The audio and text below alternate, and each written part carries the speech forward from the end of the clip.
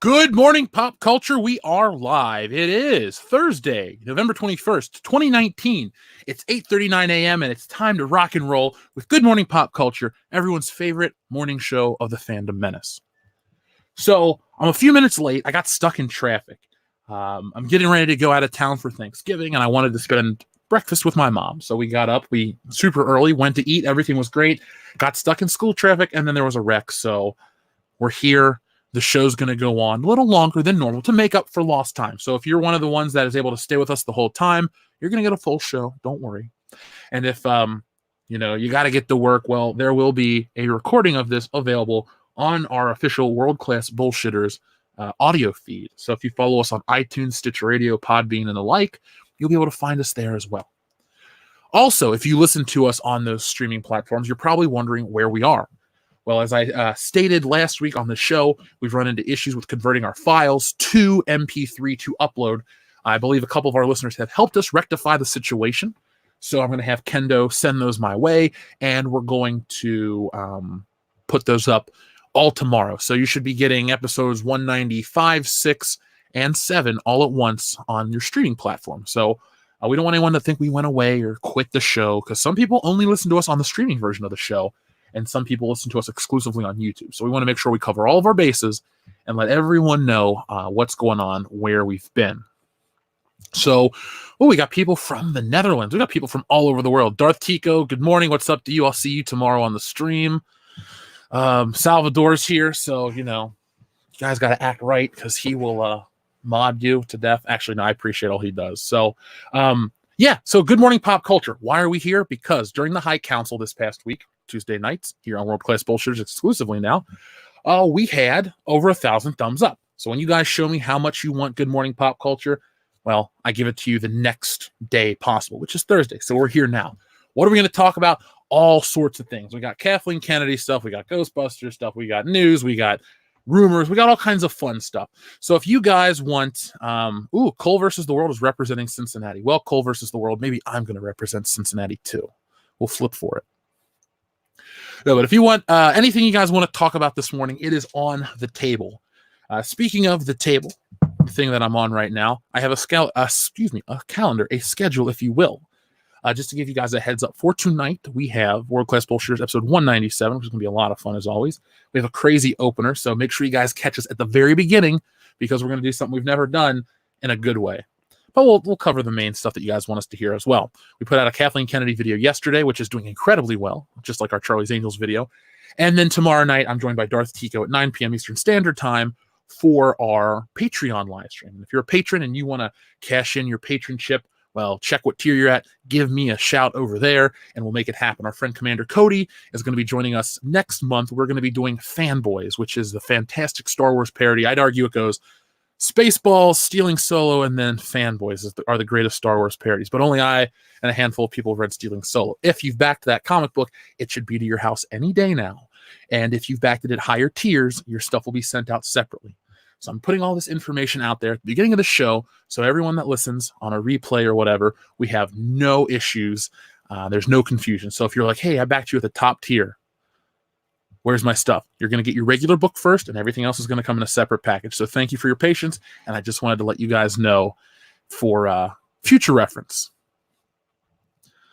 We got Not Picard sent in a £2 super chat. Thank you very much, Not Picard. Let's talk Ghostbusters. Sure. We can talk about Ghostbusters. So, yes, Dr. Coffin-Nails, the book's coming out. It's been done for quite a while. Just, I can't wait for people to read it. We'll talk about it when you have it. You guys will have fun reading it. Anyway, though, Ghostbusters. Bustin' makes me feel good.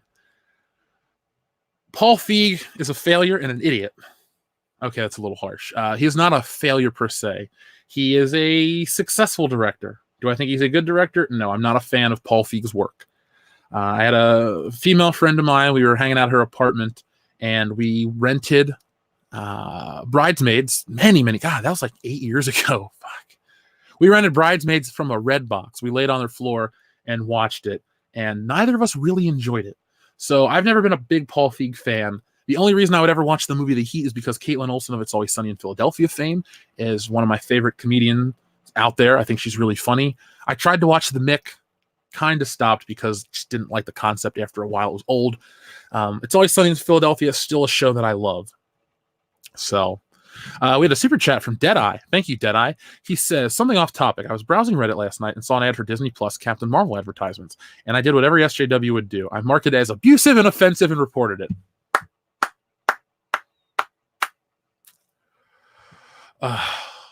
All I can say is thank you very much for doing your part. Look, in all seriousness, quid pro quo is only good for positive things, but you guys have the right to do whatever you want. Do I think that's funny? Yes. I would have probably done the same thing. I'm not going to lie. There have been stupid ads on Facebook that I just mark offensive because I don't want to see them. Do I actually find them offensive? No, but I don't need a hair restoration tonic. It's like, I don't want to see this. I have my hair. I'm thankful. Or I don't want to watch, I get some really stupid, like, get the flavor of fall with this ketogenic protein, blah, blah, blah. Like, I like that stuff, but I don't want pumpkin spice keto powder. No, thank you.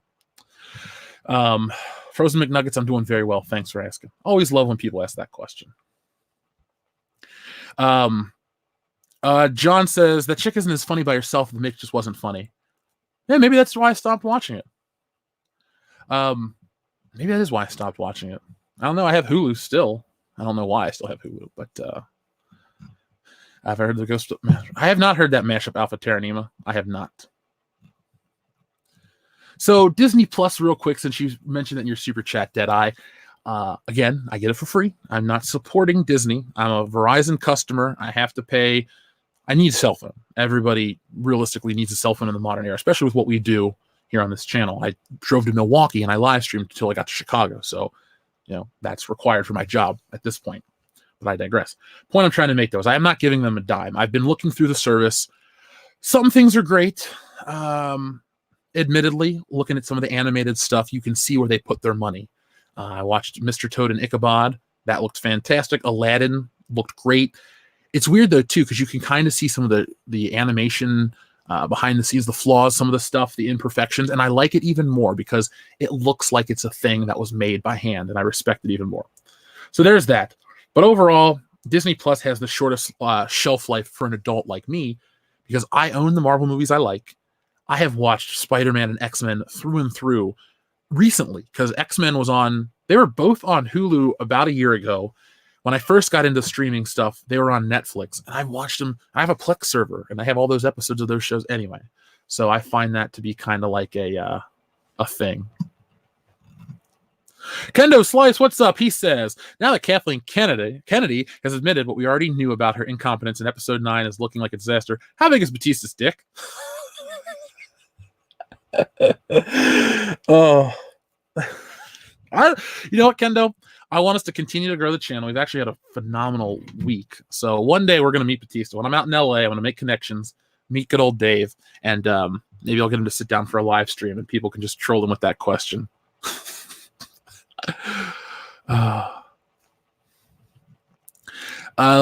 Let's see. Would DC find its success future with HBO Max? I have the DC streaming service. I want to love it. I don't.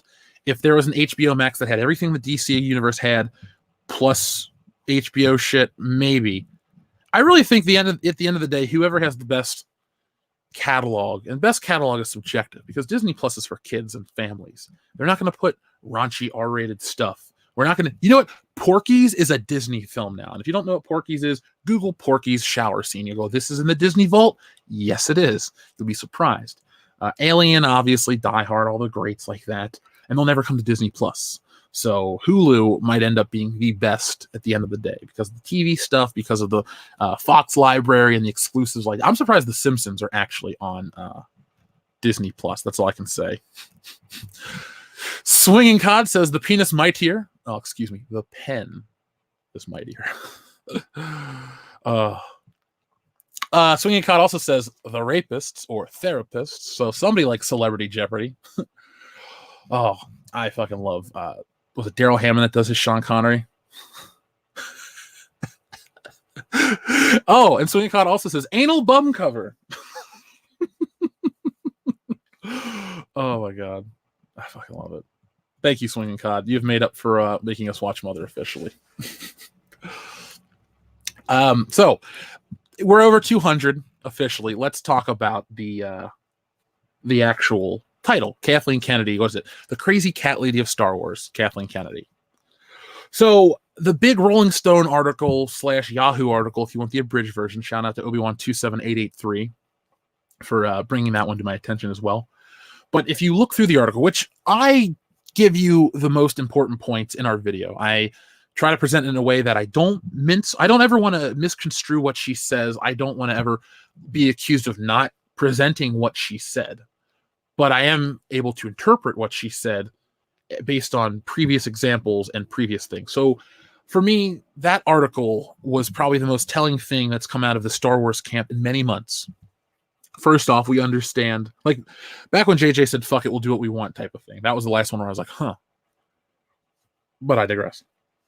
Clearly with the EU, Kathleen Kennedy, the comment she made about we don't have source material comics, I'm like, listen, lady, not only do you have source material in comics, you have probably the richest source material in comics in the history of science fiction fantasy. I mean, okay, Google. Okay, it doesn't want to listen to me the one time because I don't know how many episodes or how many issues of Star Wars comics exist.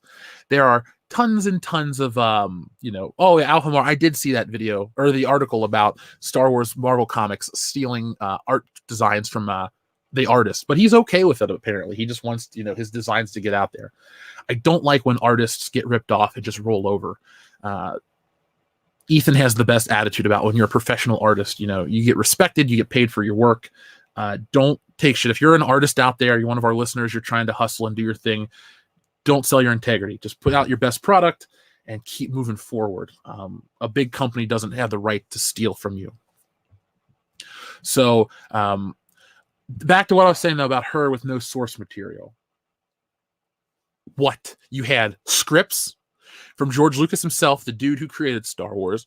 You had countless books and pieces of media. And the funny thing is, they're taking from these things. They're referencing the old EU. They're doing these things. They're taking them and they're making them Disney-fied. The Disneyfication of Star Wars is not complete yet, but it's something that they had access to. I mean, show of ones, because we can't do show of hands. Show of ones. Would you have rather watched the Thrawn trilogy get made than Star Wars Episodes 7, 8, and 9? Would you like those to have been Star Wars 7, 8, and 9? I know we only got 294 watch. Let's get those thumbs up. But let's hit the ones. I want to see if you wanted the Thrawn trilogy, or any existing EU storyline to be made into Star Wars Episodes 7, 8, and 9. Personally, I think that would, okay, wow, a lot of ones roll. Holy shit. Okay.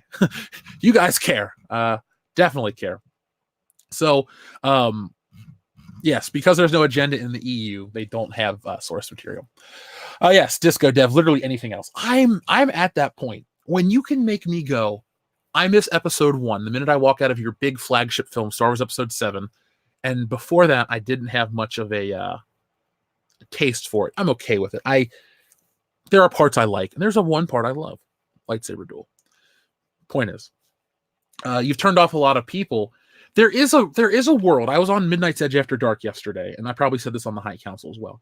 But there is a world, there is a reality where Disney gives you Rogue One, The Mandalorian, and respects the legacy of the characters. Because in a way, when you disrespect the character's legacy, you kind of disrespect the fans.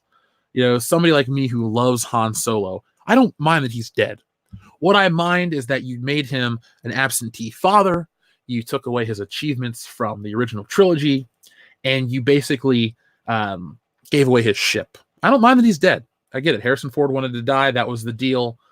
I get it. I don't think he should have. I think he should have just, in my perfect Star Wars universe, Han Solo would have stuck around with the military because he was in the Imperial and whatever before Solo came out. It was always like Han Solo was a Imperial officer, not an officer, but he was like a recruit or whatever, and basically freed Chewbacca and got the life debt, something along those lines. So I would think he would have taken that military experience and, moved it forward and stuck around with Leia. They would have been this power couple of the rebellion. He would have been planning assaults and going on raids and stuff like that with Leia, who would have maybe stayed back. As Princess Leia, she would have gone on the fights too. Let's not downplay how cool she was as a character.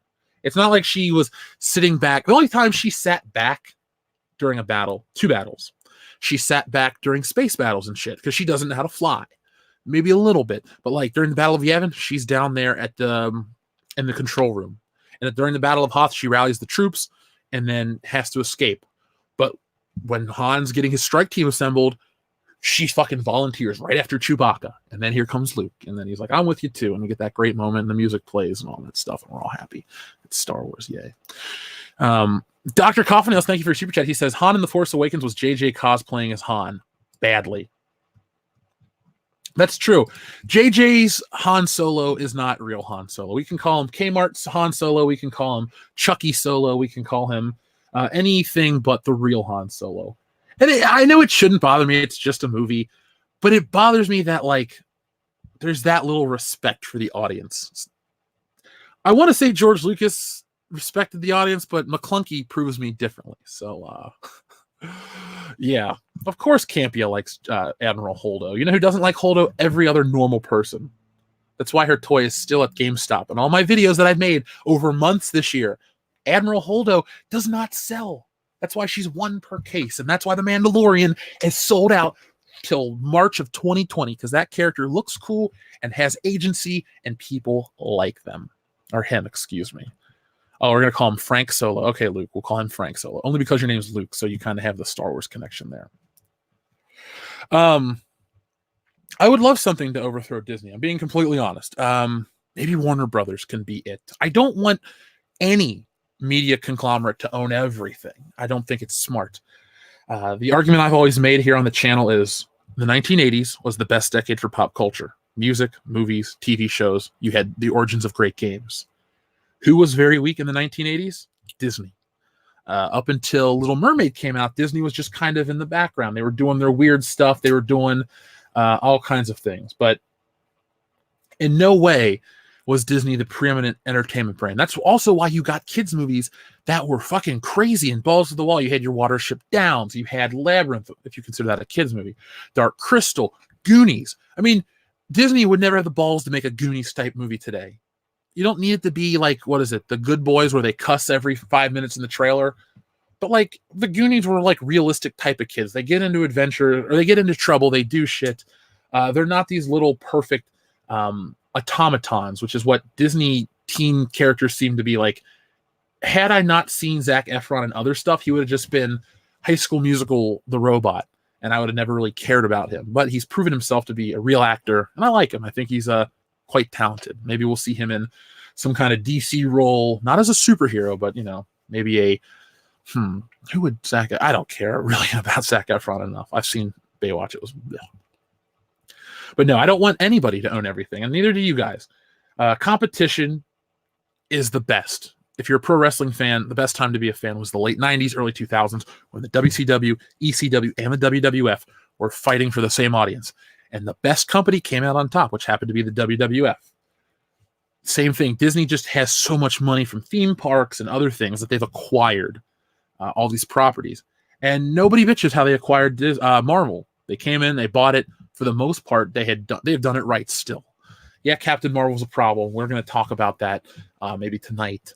But no, Boris, there's just a lot of issues.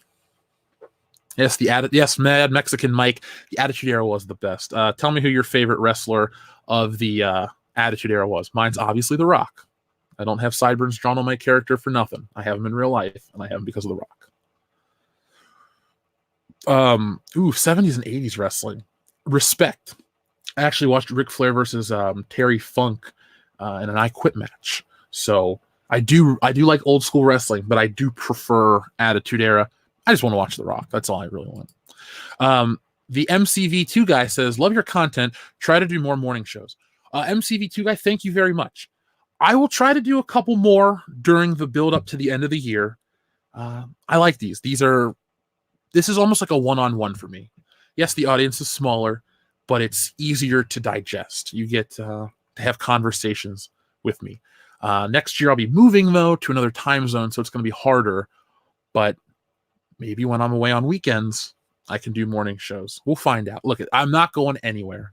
The content I produce, if you've noticed, I've been putting out more content lately because the YouTube algorithm requests it, and I've seen the success. So As soon as I get off of this show today, what am I doing? I'm getting back to make the next video. Then I'm going to have a live stream tonight with the guys, the podcast. So, but I appreciate you guys letting me know what you like. That means a lot. Salvador, B-Dad 8504. I skipped yours. I'm sorry. He says, good morning. Epstein didn't self-delete. Peace sign. Yes, you're right. That is the most. We, over on Patreon, we covered that in great detail. So if you want to hear us talk about that, we will. But yeah, I don't think he did it either. Salvador, thank you very much. He says, morning, El Jefe, contributing to the breakfast funds. Thank you. It was Waffle House this time. Waffle His House. Mandalorian and Jedi Fallen Order. Good, solid product or distraction from upcoming episode 9. Perhaps beta testing for the marketed future of Star Wars.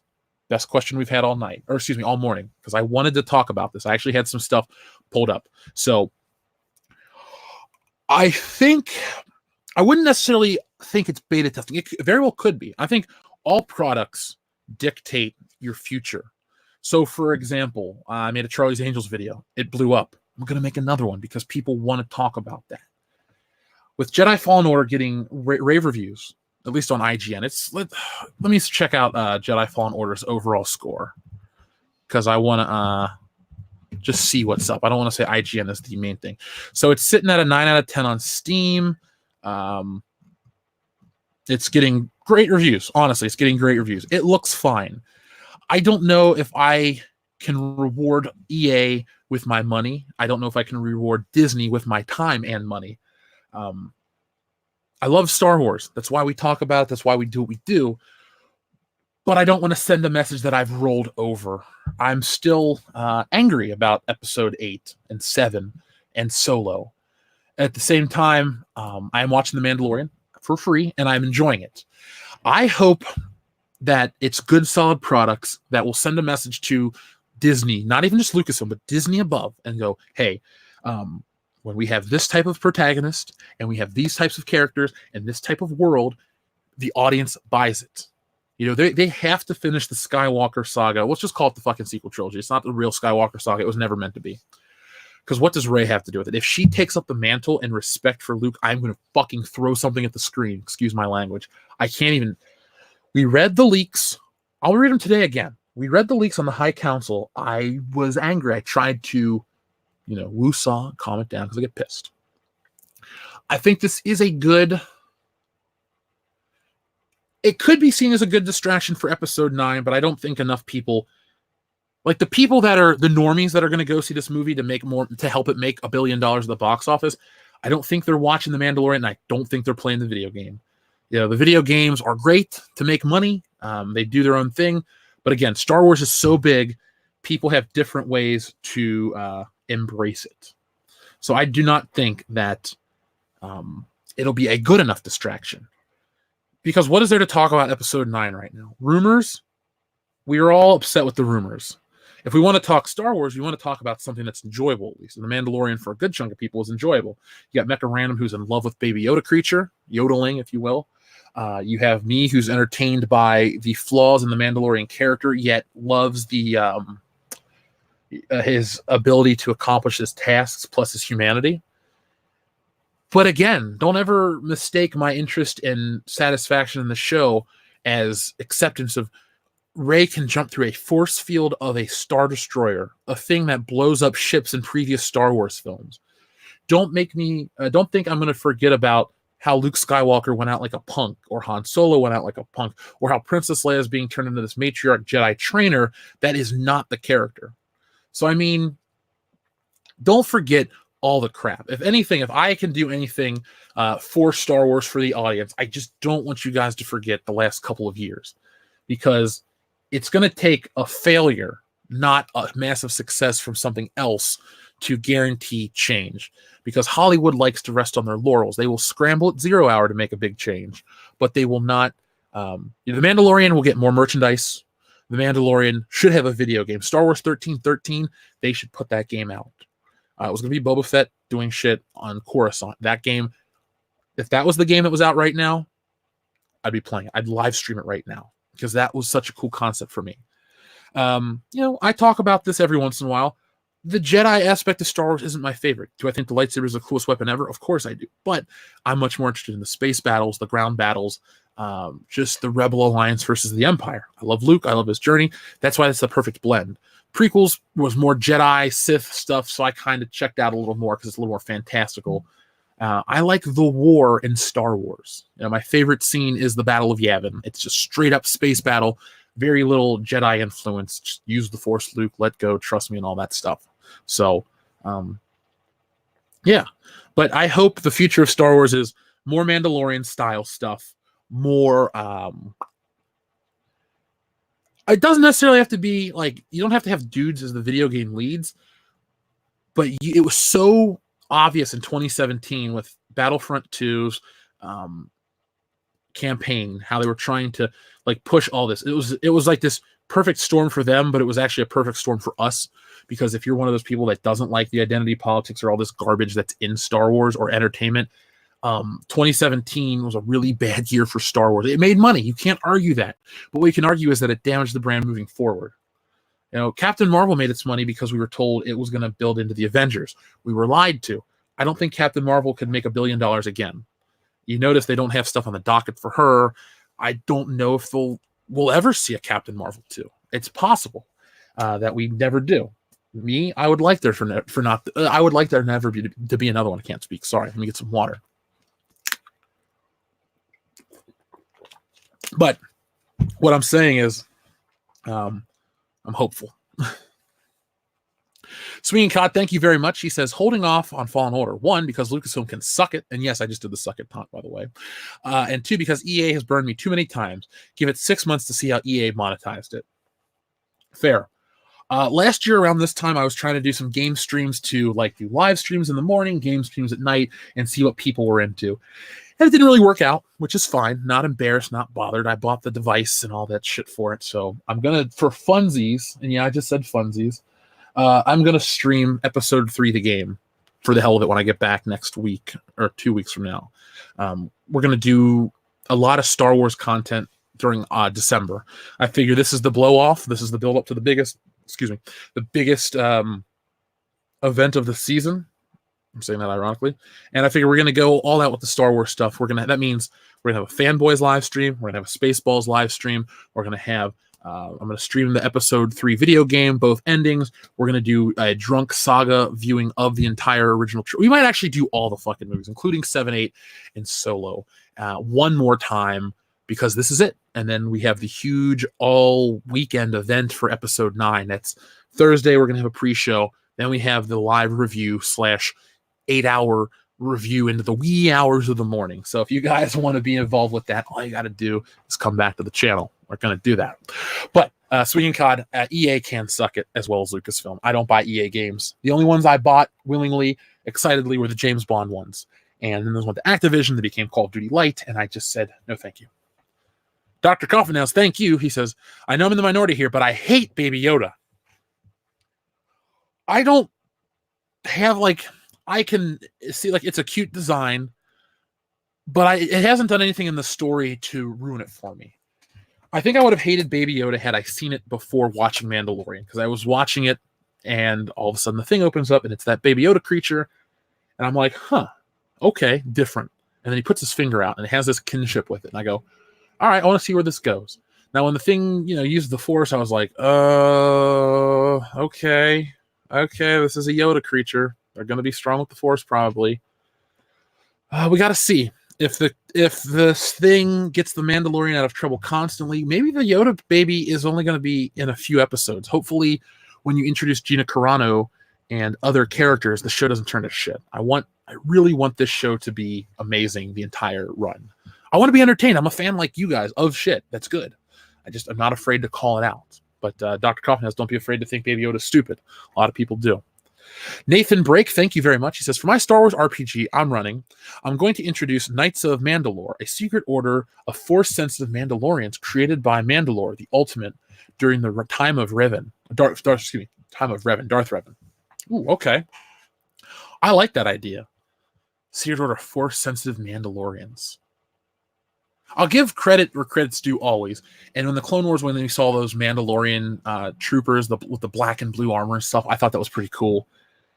I've never played Star Wars RPG stuff. I remember they had books for it. and I had a set that would come with like little novels, like little trade paperback style books. And I would try to get into it, but I didn't have anybody to play with, so I never got into that like that. If I had the right group of people, I wouldn't mind, sitting down every once in a while and nerding out and doing a Star Wars RPG. And how would I do it? Let's see. I don't know. Maybe, like I said, I'm a fan of more of the war of Star Wars, so maybe it would be battles and cruisers and shit like that. I got to learn all my official names. You got to remember, I know X-Wings, Y-Wings, A-Wings, B-Wings, V-Wings from the video game. All that stuff. Imperial class shuttles. Was it Lambda class with the shuttle Tidarium and all that stuff? That's one of my favorite ship designs, by the way. No, all that stuff. That would be exciting for me. Hopefully, if episode 9's garbage and everyone kind of like, what's a good example? I feel like a lot of Disney Star Wars fans are Indiana Jones under the black sleeve of Pallet. Remember? Or Callie, where he drinks the blood. He's whipped into submission. They force him to drink the blood. Don't drink it, Indy. And then, episode 9 is going to be short round. Indy, I love you. Wake up, Indy. And he goes, ah. And then he like grabs you and he goes, I'm all right. And then my favorite fucking moment when they're beating the hell out of the thuggy guards and they're doing it together. I love Temple Doom. Point is, I'm hoping a lot of people wake up and they go embrace Star Wars, but in a different way that Disney can't monetize. Keep it alive your way. So like Nathan is doing it his way. He's creating his own RPG with the Knights of Mandalore, and have fun in the universe your way instead of Disney trying to be like, hey, buy this and read the comic, and we're gonna make you read Paige Tico, the comic book. Are you? No, we're not gonna buy into Paige Tico. That's all I can say. You betrayed Shiva. Yes. God, Kalima Shakti Day. I think I'm going to go. I'm going to watch Indiana Jones this week. Well, no, I don't have time this week. I want to make a promise, but I can't commit. I want to do like a Saturday afternoon, all 3 Indiana Jones films live on the channel with the guys. That's all I can say. I really want to be able to do something crazy like that and get a big audience and have a lot of fun. We got somebody named Cotton Hill in the chat. What up, Cotton? You got no shins. BDad8504 says, any chance to ever get a Knights of the Old Republic stream from you, Jay? You mean like the game? I would have to get an Xbox and I already have the streaming card and stuff. I'd have to get an Xbox. But if you mean like to talk about the lore, I'd have to really get into it more, to be honest with you.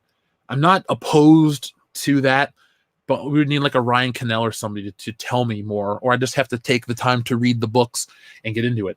Because, again, my favorite Star Wars is the battles, the ships, and all that stuff. But I'm not opposed to it. I don't dislike it. I think the reason I may have not bought it the way I did was because of the RPG, the turn-based elements. And RPGs are fine, but I'm going to do like a Zelda, where like you have a progression system and all this stuff, but I want to be in control of my fights, I hate when they nerf of video games, like wrestling games. They've made them intentionally easier. Like if you're really good at them, they make it to where anyone at any level can like win. It's like, I get it, but I shouldn't be punished for, being good at something. Ooh, Kara Companion says, Shadows of the Empire, people. That's all I'm saying. Read it. I got a copy somewhere. I think I'm going to look for it and take it to Philadelphia and read it on my plane ride to and from. I saw what you posted on Facebook about the game, the soundtrack, all that. I remember that as a kid. I had just gotten into Star Wars a few months earlier, or maybe just right after that came out. So that was really new. Like the game, the Dash Rendar, and all that stuff was cool. That's how I liked Star Wars being kept alive in between films. That sort of a big multimedia event. Lucas did it though too. Like between episodes 2 and 3, you had the DVD release, you had Battlefront 1 and 2. You had all sorts of stuff. You had the reinvigoration of the toy line. I think Star Wars works best like that. Maybe new movies aren't always the thing. Let's see. We had some more super chats roll in. First off, from Bomb Shoes. It's been a long time since we've talked to you, man. He says, what do you think of Birds of Prey making Harley Quinn an I don't need no man feminist? Isn't her most fundamental feature that she is literally crazy for the Joker? Kind of sounds like a batless Batman to me. It sounds like a batless Batman to me as well.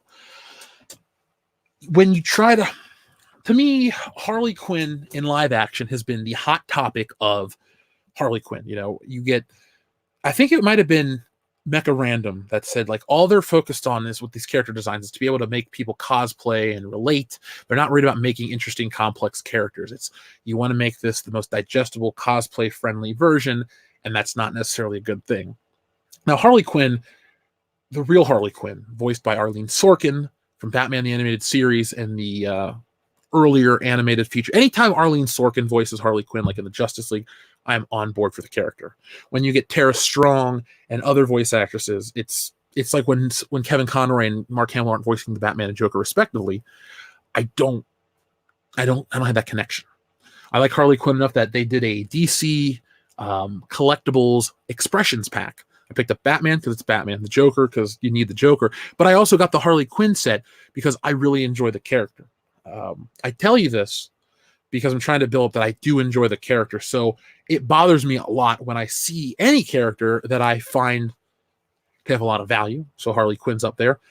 Get changed for the sake of, well, we're going to modernize it. Like, you don't need to modernize everything or change that. I don't even think Harley Quinn is what's being done as modernization. What it is you're afraid, Warner Brothers, you're afraid to make Harley Quinn be the real Harley Quinn because you're afraid of the Mary Sue, you're afraid of social media, you're afraid of these think pieces that are going to come out. Oh, this movie is this to women. The character is that. She's not this cutesy fun character with a fucking mallet in a red and black costume that has this hot romance with this crazy psychopath. The dude abuses her. He tries to kill her. He beats her to shit. And she keeps coming back because she is damaged and broken and psychotic. And excuse me, I almost said Disney. Can't blame Disney for everything. Warner Brothers just doesn't have the balls to give us the real Harley Quinn. Now, they gave us something very good with Joaquin Phoenix's Joker. I'd say great. I loved that movie. Second favorite movie of the year. Still going to give Once Upon a Time in Hollywood my nod for movie of the year. But I think the Birds of Prey or Harley Quinn movie or whatever it's officially called is a holdover from the Snyderverse era that doesn't have a place anymore. We had the Man of Steel through Justice League. And I would argue that Justice League isn't as bad as everyone says. It's not great, but it's fine. It exists. When I give it like a 6 out of 10, it's just better than barely passing. I enjoy certain parts of it. Wonder Woman's really good. Aquaman I really like, and I like Shazam a whole hell of a lot. But I also feel like those things, while they do technically exist in the DCEU, at Warner Brothers is self-aware enough to have slowly moved away. And Joaquin Phoenix's Joker is this whole new beast, which like I said on Midnight's Edge After Dark last night, it's a soft reboot in a way, and we're really past that era. But this movie is a reminder of Suicide Squad. It's hey, remember Jared Leto Joker? Remember this? Remember that? I don't want to because it sucked 3 years ago. It sucks 3 years later. Everyone on Twitter is like, you got to give it a chance. He's going to be as great as Michael Keaton. Everyone pitched that Michael Keaton and Heath Ledger weren't going to be great. And Jared Leto wasn't. He was dog shit. Okay? There comes a point in time where that argument has to fail. It has to. There's no you can use that logic for anything, and eventually you're going to get a bad performance out of one of these controversial casting choices. So I, for one, will not be seeing the Harley Quinn movie. Will I see Wonder Woman 84? Yeah, hopefully the test screenings are lies and they're not as bad as we think, but I can support Wonder Woman. Gal Gadot's cool. Margot Robbie's cool. I have no problem with the women that play the roles. But the meaning behind the Birds of Prey film, we have Ewan McGregor talking about how it's this feminist piece. That's not what I want to hear about a movie. I want to hear, like with Star Wars, they said it's a sprawling space epic, and this and that, and ships and planets and worlds you've never seen. The story of a boy, a girl, in a universe. Like the art of selling a movie. We have more communication channels now than ever. I mean, social media can be broken down into 100 different things that way, but you still have TV, you still have radio, you still have billboards, you still have skywriting and sky signs and fucking laser projections on the moon. And all of these things. But for some reason, we have regressed. And the way we sell a movie now is identity politics or just politics in general. And it's, the world doesn't give a shit about that stuff. Charlie's Angels is the prime example. Ghostbusters 2016, Terminator Dark Fate, all IPs that have a history, a rich history like a Terminator or Ghostbusters, or something that's kind of like in this weird gray area where it's slightly more relevant at times when it was popular, but still not that popular anymore. And they sell the movie on that, and I'm afraid that Birds of Prey is going to fall into that trap. And as a fan of comic books, a big fan of DC, I feel no obligation to go see this movie, and I personally won't. Am I saying boycott it? No, you do what you want to do. That's how we operate here on World Class Bullshitters. But I think that changing Harley Quinn fundamentally to appease a percentage of the audience really pisses me off. At best, if you're going to do a Mad Love storyline, you can make Harley Quinn a big part of it.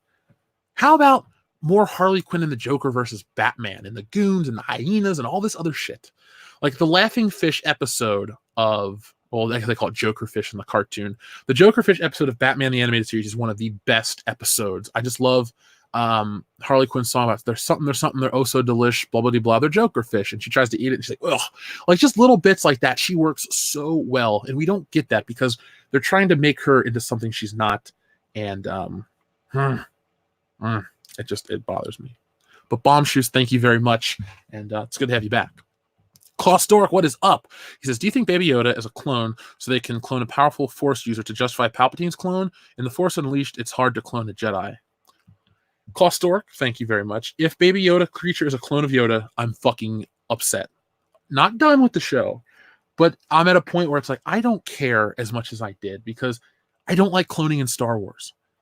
I accepted it in episode 2 with the Clone Army, obviously. And I slightly embraced it through the Clone Wars TV show because each clone had a personality. I think one of the best Clone Wars episodes is the one where the clone was the deformed one, and he ends up sacrificing himself to save his brothers. I'm like, wow, this is a kid's show. This is heavy. Clone Wars is like one of the last great kids shows, meaning adults can watch it, kids can watch it, can sell toys, merchandise, costumes, but it still has a deeper meaning. There's something there. That's why I respect the show and why I like the prequels a little more, because the Clone Wars made that era cool. Anakin was cool. But to answer your question, if they do that and Palpatine is a clone of himself and he had cloned himself on the battle of Endor and all this stuff, I think Star Wars has officially fallen apart, like where it's irredeemable. Because not only have you ruined the original trilogy characters, you've officially ruined the original trilogy by doing that. You can't justify Palpatine clones. You can't justify clones in Star Wars. It's the most lazy excuse. Dear Disney, you cannot write new interesting characters in these movies. Can't knock the Mandalorian himself yet because he's not really done anything to prove or to justify said knocking down. But you list me every main character or side character, supporting character from the Disney era, with the exception of K2SO, I'm gonna have criticisms of them. Forrest Whitaker's character in Rogue One was kind of dumb. That's like the meanest thing I can say, or the nicest thing I can say about him too. But obviously Rey is dumb. Poe is useless. Finn is an embarrassment. The thing is, John Boyega knows. He knows. So he's not even going to try.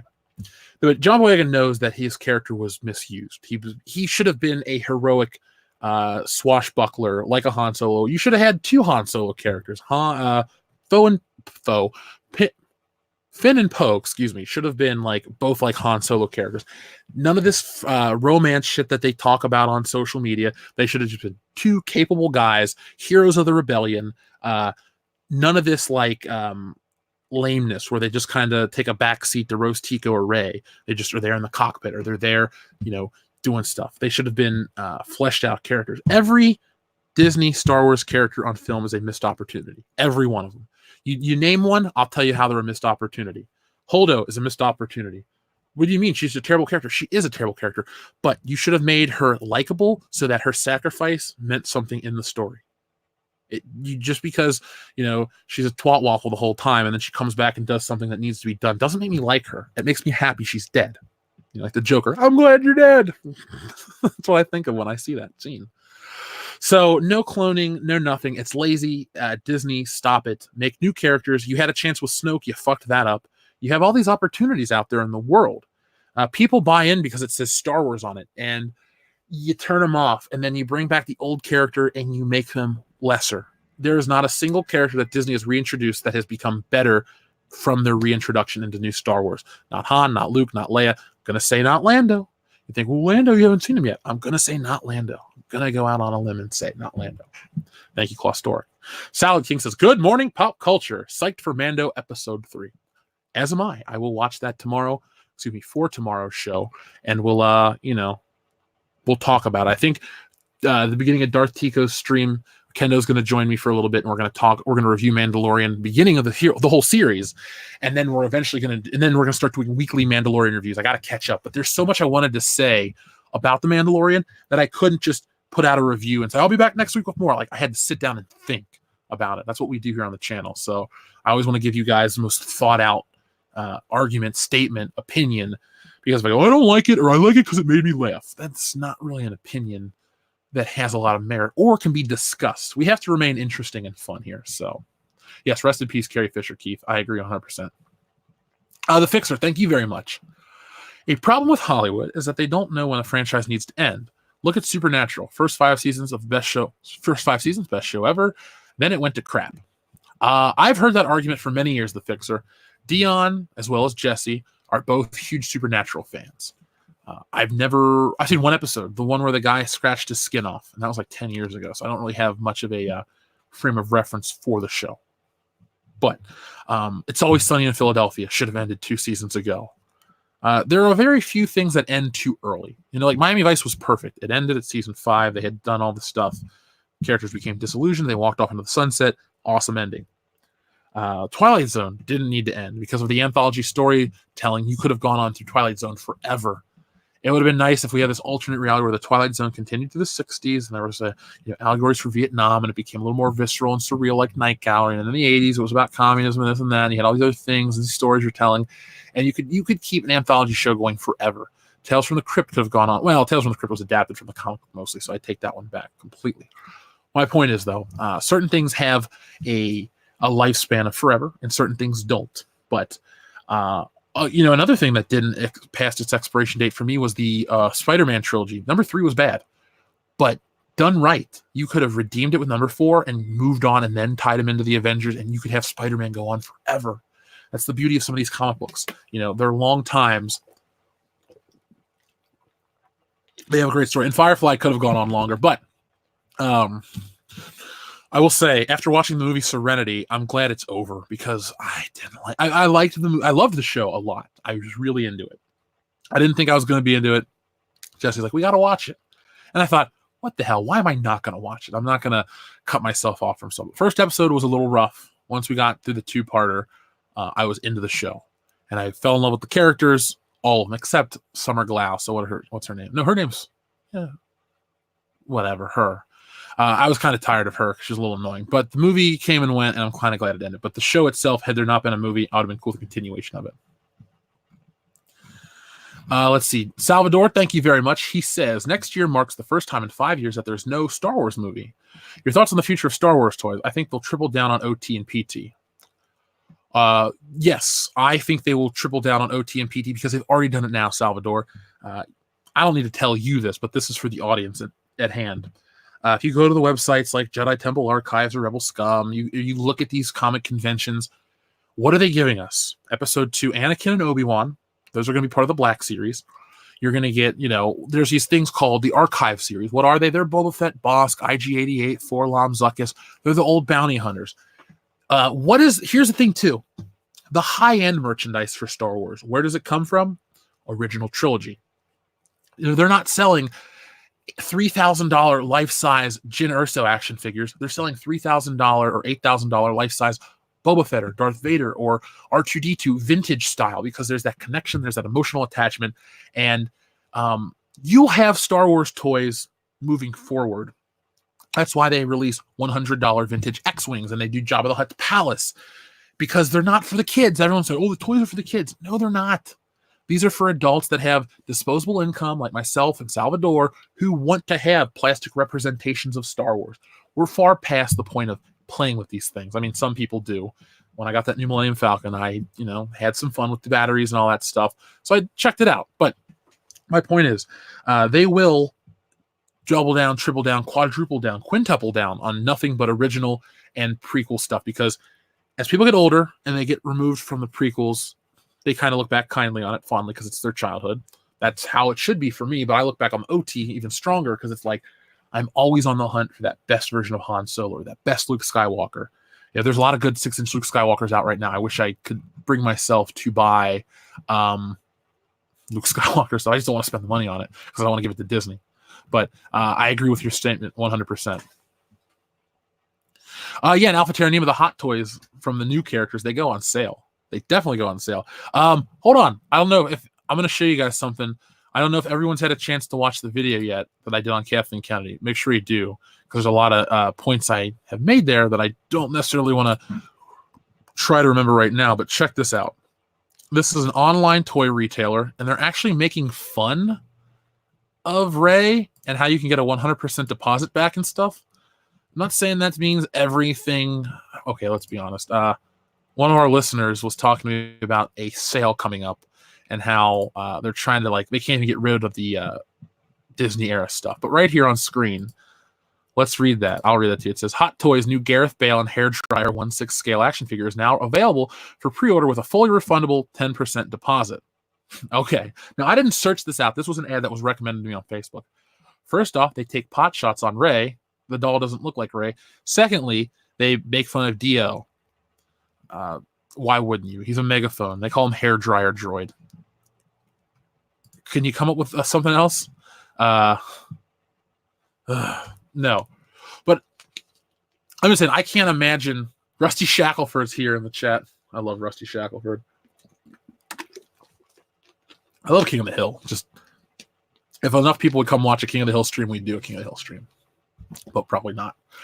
No, but they're making fun of it. I've never seen them, any company, go out of their way. And even people in the comment section like, this is odd for an advertisement. And you know what? I'm going to show you guys something else too, just to jump off Salvador's point, because to me, merchandise is an indicator of the success of a brand because people want to own a piece of it. It's one thing to go see a movie. It's another thing to take it home with you and enjoy it. That's why Funko Pops hold so little value for me, because they're just a, they're generic pop culture. They're very, trying to think how to describe it. They're the most basic. I don't know. You guys know how I feel. So let's see. Trying to find some. Now, okay, here's an example. I'll show this one. So when you buy Rey from The Force Awakens, which this toy came out 4 years ago, this company is so desperate to get rid of Rey. Oh shit! I opened on the same tab. Hold on. That they're giving you $150 to take the figure. Now, our friend American Trent 007 has seen this before, but right here, Rey, you get $150 store credit. Captain Phasma, $175 store credit. So you take that off the price of the figure, and I mean that brings her down to what, $139? That's a hot toy. These things are $289, as you can see, and $249 respectively. This is a way to move the shit. And we can look at some of the Hasbro stuff, and we can see that a lot of the Hasbro Black Series cases of sequel trilogy characters are trying to be taken out. Look at here. Darth Maul, $404. Not on sale. Not trying to get rid of him. Princess Leia, $414 or $419. Again, that's a pre-order, so it's a little different. But like, here you go. Star Wars Force Awakens, Finn and First Order Riot Control Stormtrooper 1/6 scale set, $225 store credit. Okay? I'm just saying, like, there's a trend here. There's Boba Fett. He's not on sale. Boba Fett doesn't give you store credit. Luke Skywalker doesn't, but First Order Stormtroopers, here's another $275 credit. First Order Snowtroopers, $225 credit. Darth Vader, full price. With Tarkin, full price. A fucking Jawa, full price. So I'm just saying, like, there's a trend here.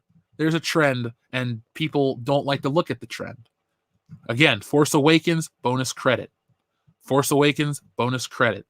The Force Awakens is more of a merchandise problem than the Phantom Menace ever was, because Toys R Us can handle glut of stock. This is a much smaller retailer. People buy this shit because they think it's going to be popular. They don't want to be, they don't want to have it not available for when they go, the movie comes out and stuff.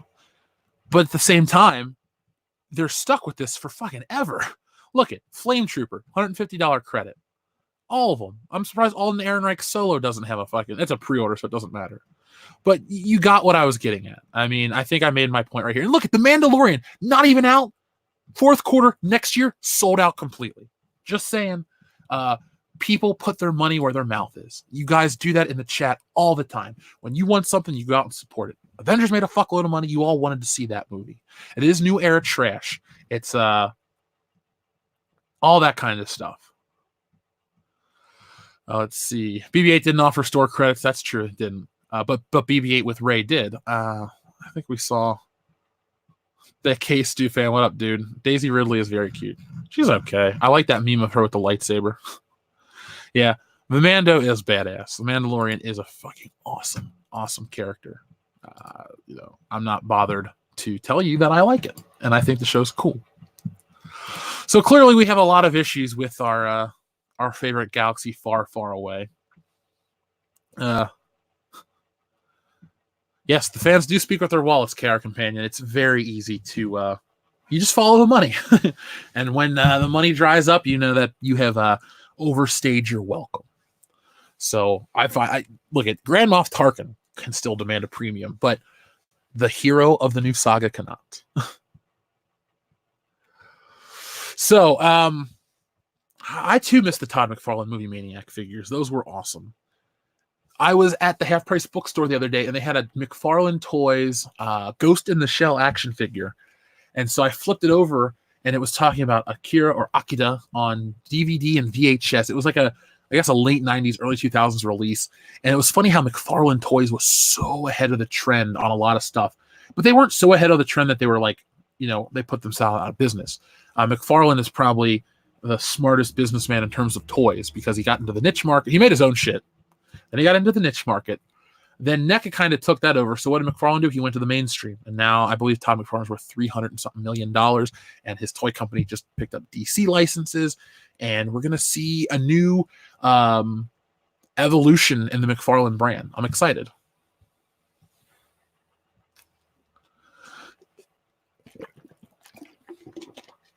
So we got some fans. I still need to watch that movie all the way through. Yeah, welcome back, Dr. Coffin Nails. Yeah, I Todd McFarlane still makes toys. He's doing the new Star Trek stuff. So even if you're not into Star Trek Discovery, you don't have to be. You can get your Captain Kirk and your Jean-Luc Picard, which I did, and I think they're the best looking Captain Kirk and Jean-Luc Picard action figures that ever existed. I'm looking at Captain Kirk right here. I'm holding him. This looks like William Shatner. The first thing I thought when I bought this was I should get another one. I should get somebody to turn it into Michael Myers for me. But there we go.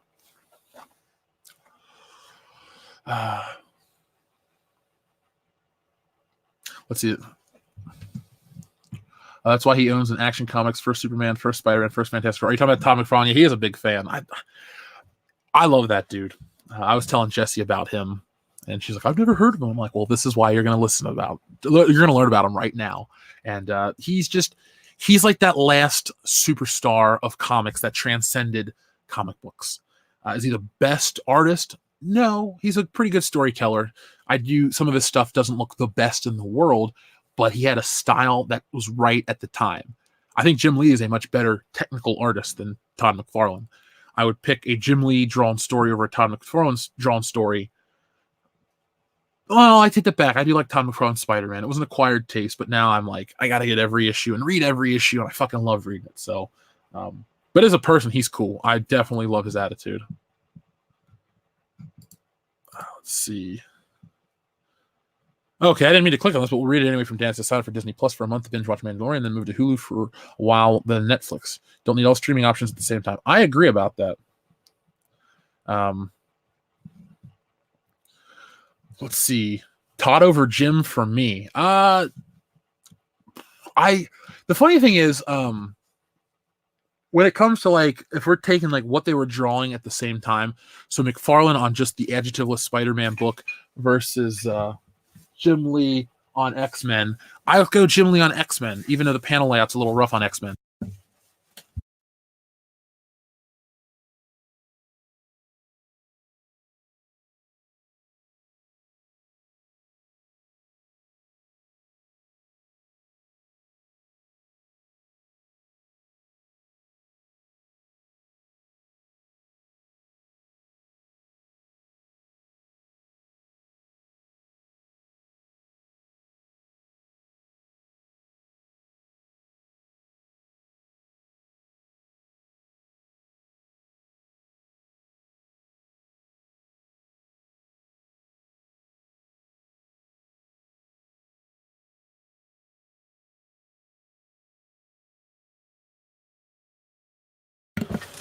Okay, so my internet cut out for a second. I'm back. Where was I? Oh yeah, I think X-Men from Jim Lee looks better than Adjectiveless Spider-Man. And then I guess because Jim Lee kept at it, his Batman stuff, his Superman stuff, but McFarlane on Amazing Spider-Man, whew, that is one of the best looking things right there. The cat jumped on his computer. I don't have a cat, thankfully. Jeff didn't kill himself is accurate. No, the Leprechaun movies did not scare me as a kid at all. I actually like Leprechaun in the Hood. I think it's stupid. That's why I enjoy it. No, they didn't get this, Jeff. I don't have any secret information on any clandestine political families. Michael Turner was a great artist, but he didn't draw, I think he did Spider-Man covers, but I don't think he did interiors on any of the books. So, yeah. Well, I don't live with Jesse Toxic Masculinity. No, Darth Tico, she didn't knock on my door. She did not knock on my door. So, yeah, there we go. The moment of silence, and people cut out to refresh their page. So where were we at? What else is there to cover? The Paul Feig stuff, the rumors. You know what, folks? Throw me an idea of something you'd like me to cover. I'm watching. What if they replace Jeff with a clone? Cool. I can get a clone. He can do the YouTube, and I can go off and live my life doing something else.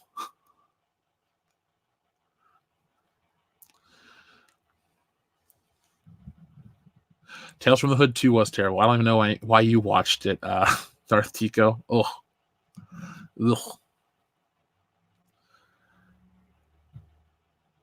I believe Disney and the rest of Hollywood are really fucking up franchises with all this woke stuff in order to convince people that we live in a hateful country.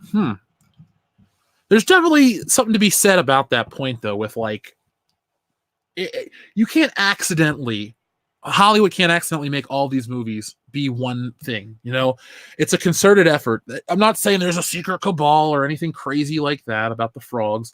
What I am saying, though, is they're all trying to do this because I think they believe it's the future and there's money, and they look at social media, and Hollywood's the most fake place on earth. The money's real, the people are fake. And they just look online for ideas and stuff. And the thing is, if they want to look for ideas, they want to talk to consumers, people like us that are going to go out of their way to see movies, buy our products, make it a part of our lives. The Mandalorian sold out, that kind of shit. People want that sort of quality storytelling or quality entertainment. They don't want the Charlie's Angels. They don't want to be talked down to. They don't want these angry militant directors that are trying to push for social change, because the world's a much better place than it was decades ago. It's like, I gotta feel like I'm oppressed. I gotta feel like I'm going to achieve something and leave my mark on society. It's like, look, you live in a good time. Shit's better than it's been. You have access to great technology for medicine and healthcare. People are much more open-minded about a lot of stuff in general. You have access to the best technology we've ever had. That's how technology works. We haven't had a big regression. Life expectancy's moved up. I talk about being excellent to each other. There's a lot of positivity out in the real world. Hollywood likes to represent the real world like it's hateful and dangerous, and you got your juicy sommeliers that make up bullshit, and the media builds up on it, and it doesn't matter if he lied, it's that it could have happened. You know what could fucking happen? A meteorite could hit my house right now and kill me. Am I going to freak out like it's going to happen and act like Chicken Little, the sky is falling? No, I'm not. I'm going to live in the reality of things, The reality is pretty damn good for me. So you just keep at it, and you don't try to build a narrative of fear or hate or getting your audience to throw money at you for some obligation. You can't make people feel obligated to buy your crap. It just doesn't work like that. Believe me, anybody that owns a business, runs a business, has worked for a business, knows the customer is always right, and that they will dictate the market will dictate the things. And the market's not sexist, the market's not racist. It just is a reflection of what people want to consume. So if people want to buy Baby Shark and all this other bullshit, then that's popular for them. Companies should follow Baby Shark and all that stuff. You don't need to talk about, well, we need to promote this doll or whatever. It's like, no, kids don't want it. They're not going to buy it. Stop making it.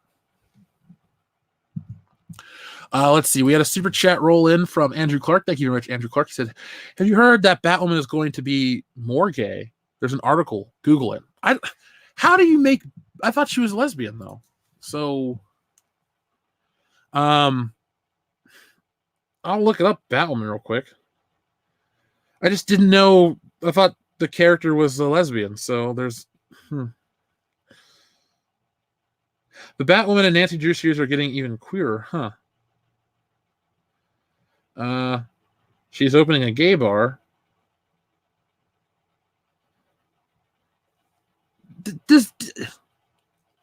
I don't care what you like in your personal life. Cool, go for it. But does this actually make the show better? Does putting this article out there, is that going to entice me to watch Batwoman? No, the fuck it's not. Batwoman sits at a 3.2 out of 10 with 17,302 reviews. Are those all angry white males or are those all angry bots? No, they're people that watch the fucking show. Of course, there's going to be people that give it a terrible review because they don't like it, but there's not enough people that care about the show to review bomb it. I'm so tired of that phrase, that excuse. Again, this show, it aired beginning October 6, 2019. They'll tell you there's going to be a second season and third and all this stuff, and we're going to love it and like it and watch it forever. No, they're not. People, if it lasts 2 seasons, I'll be impressed. I'm going to guess that it doesn't even see its second season. They low-key cancel it when they announce like a streaming service. They'll just do something like that, and it'll just kind of never come back. If you can cancel Swamp Thing, which seemed to be loved and praised, but, you know, it was too expensive, you're going to pump money down a bottomless hole that is Batwoman and the CW shows. I can't imagine losing, 500,000 viewers is good for business. Oh, but we were on the right side of history. Yeah, but your show is garbage. I don't care. Who are you to dictate, you were on the right side of history. Were you, though? It was a show nobody liked, but it was so important. Was it, though? Because it sucked. I mean, you can be an important progressive show if you have to be. Like the original Twilight Zone had messages and themes and things that were said about modern society, equality and all this stuff, allegory for immigration and racism and all these wonderful stories that were told in a nice sci-fi package. Subtlety is lost. That's all I can say.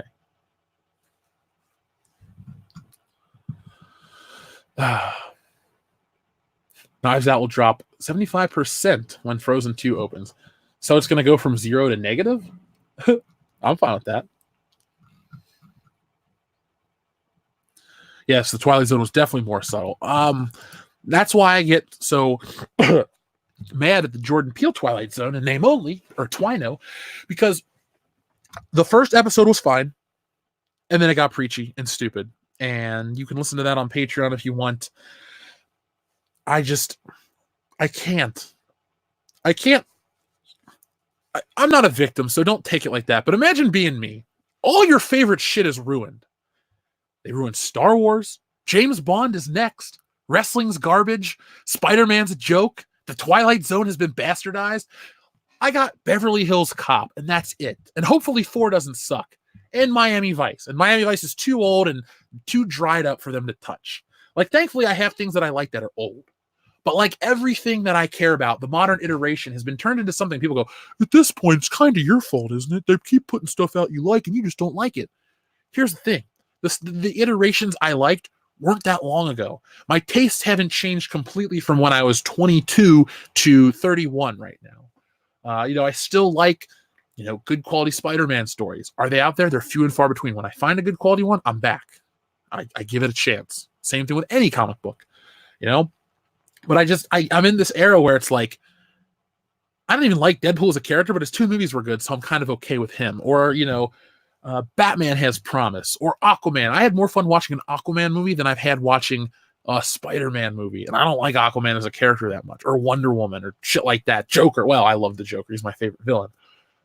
Point is, all the best stuff seems to be getting ruined. I can't find much that I can get behind. Maybe Nintendo. That's about it. Let's see. Salvador says Star Wars has been replaced by a doppelganger, the McClunkian candidate. Okay, that was a good one, Salvador. I'll give you that one right there. It's definitely been replaced by something. Now, are we talking the Frank Sinatra, or is it Denzel Washington in the remake McClunkian candidate? So you can answer me that regularly. I'll be watching it. But It's not. When I say this, don't take it weird. It's like, it's not our Star Wars. What do you mean our Star Wars? It's just not Star Wars. So Star Wars is all of ours, but this isn't it anymore. It's something else. And I do love how people are like, oh, it's time for you to move on. Bitch, I got 30 years of shit that I've been a fan for. I'm not moving on. I'm gonna fight for it. You move along. I don't care. You don't buy something and change it and then turn everyone off and be like, oh, it's everyone else's fault. No, you're the custodian of the IP. We're the custodians of the stories, or a custodial engineer, if you will, Dick. But don't get mad when people get pissed off and criticize it. Thank you, Breadman Productions. While you're working and lurking, hello to you too. Baywatch with ugly people. Yeah. Let's see. Baywatch had Alexandra Daddario, who's one of the most beautiful women in the world. Oh, the chick that played CJ looked good. The other one, she looked good too. And then you had The Rock, who's like in the best shape of anyone on the planet. And Zac Efron, who's in great shape. So it was a beautiful people movie. And then you had, was it Ronnie or Robbie, the dweeby white guy? Like, that was what it was. But I don't hear many people complaining about that. Because you know what normal people don't bitch about? Oh, this body image makes me feel insecure. You want to change it? Go change it. Like, if you have a medical condition, I'll make fun of anybody in real life. But like, if you have a medical condition, fine. But if you're like, I want to look like this, but I'm too lazy, then just stop complaining and do it or don't do it. And just be happy. Like, don't fucking try to make entertainment mirror your unhappy life. Yeah, I saw that Queen Latifah is now the Equalizer. Will I watch that? No. And I like Queen Latifah pretty much. Fresh Prince of Bel-Air, she was cool on there. Her music's fine. Oh, I've never had a problem with Queen Latifah. I wouldn't call myself a Queen Latifah enthusiast, but she would never be a celebrity that I'm like, please go away and fuck off.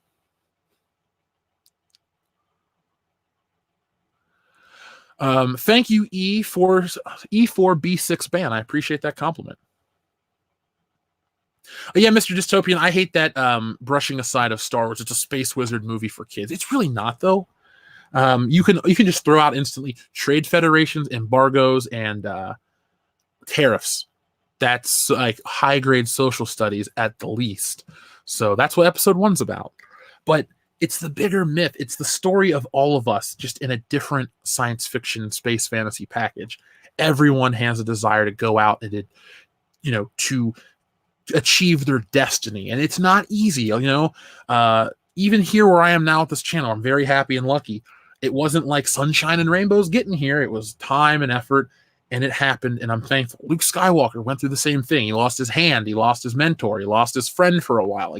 To get that ultimate happy ending, giggity, you have to struggle and suffer. And I think it's good, though, for a kid's movie to have that, or any movie, really, because you get behind the character.